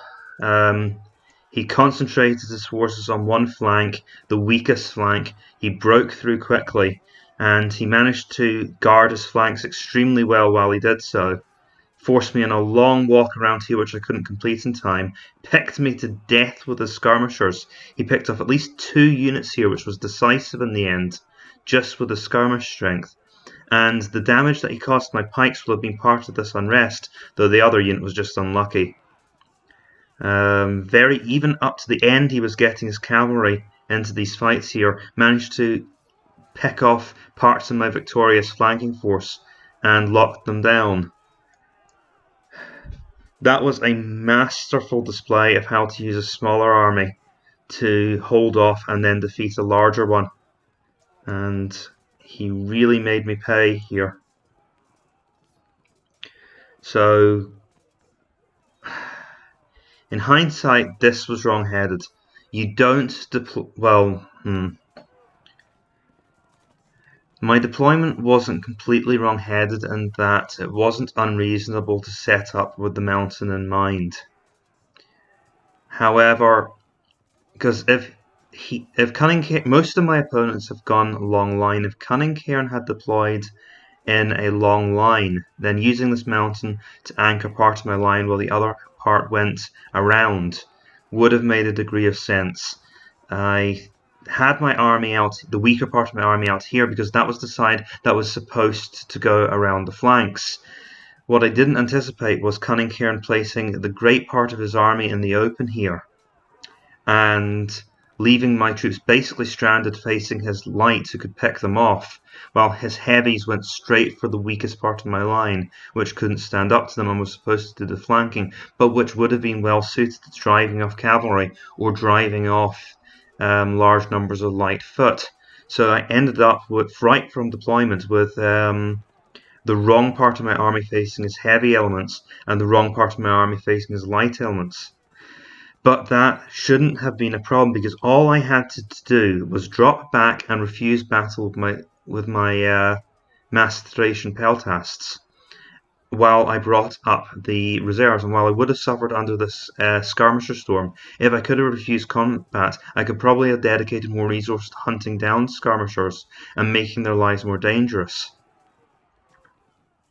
I also allowed them to draw me into this open area in the first place. Putting heavy units around here, where they were isolated from the rest of the heavy infantry, was probably a mistake. And in hindsight, I really shouldn't have expected Cunningcairn to deploy strong units over here, because it makes no sense. If you're looking at this from this side of the battlefield, does it make sense to deploy a couple of pikemen to try and take this pass here, when there's a mountain between you and the rest of the battlefield? No. I should have anticipated that the bulk of the heavy army would be deployed here, because it doesn't make any sense to deploy over here, unless you're going for a large army. I really should know by now that Cunningcairn tends to go for small elite armies over large and cumbersome ones. He's always been the kind of player that likes to take a powerful army and drive it through his opponent's face, in my experience. Though I'm not sure I can say that with confidence. I haven't played him in enough games yet to say that for sure, but it's just been a general observation I've had since coming back to the tournament scene. And also, beyond that, it makes sense anyway to deploy over here in the open, even if you have a large army, and refuse access to the mountain rather than try and deploy with your army split by two sides of a mountain range.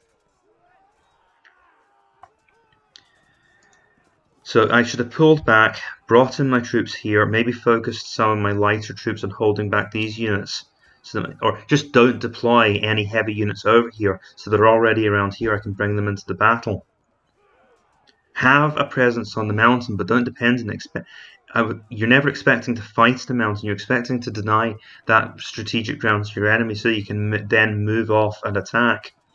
Unless you're playing a defensive game, which I was never planning. Usually it's the larger army that advances. But that again threw me off, because Cunningcairn didn't... Well, to say that, no, Cunningcairn did exactly the right thing. Again, he took the initiative. He attacked before I was ready and before I could get into position. So often players that are faced with a larger army will tend to shy back towards the back of the map, will drop in a static defensive line, and will try to just hold their position, or try to pick a right time to charge as my troops are getting in position, and the window for that is much narrower. If, on the other hand, you can march out and you can get into the face of the larger army, or just a section of the larger army, before they can move around and get into position to attack you, then you stand a much greater chance of breaking through, and that's exactly what Cunningcairn managed here. He struck before I was ready.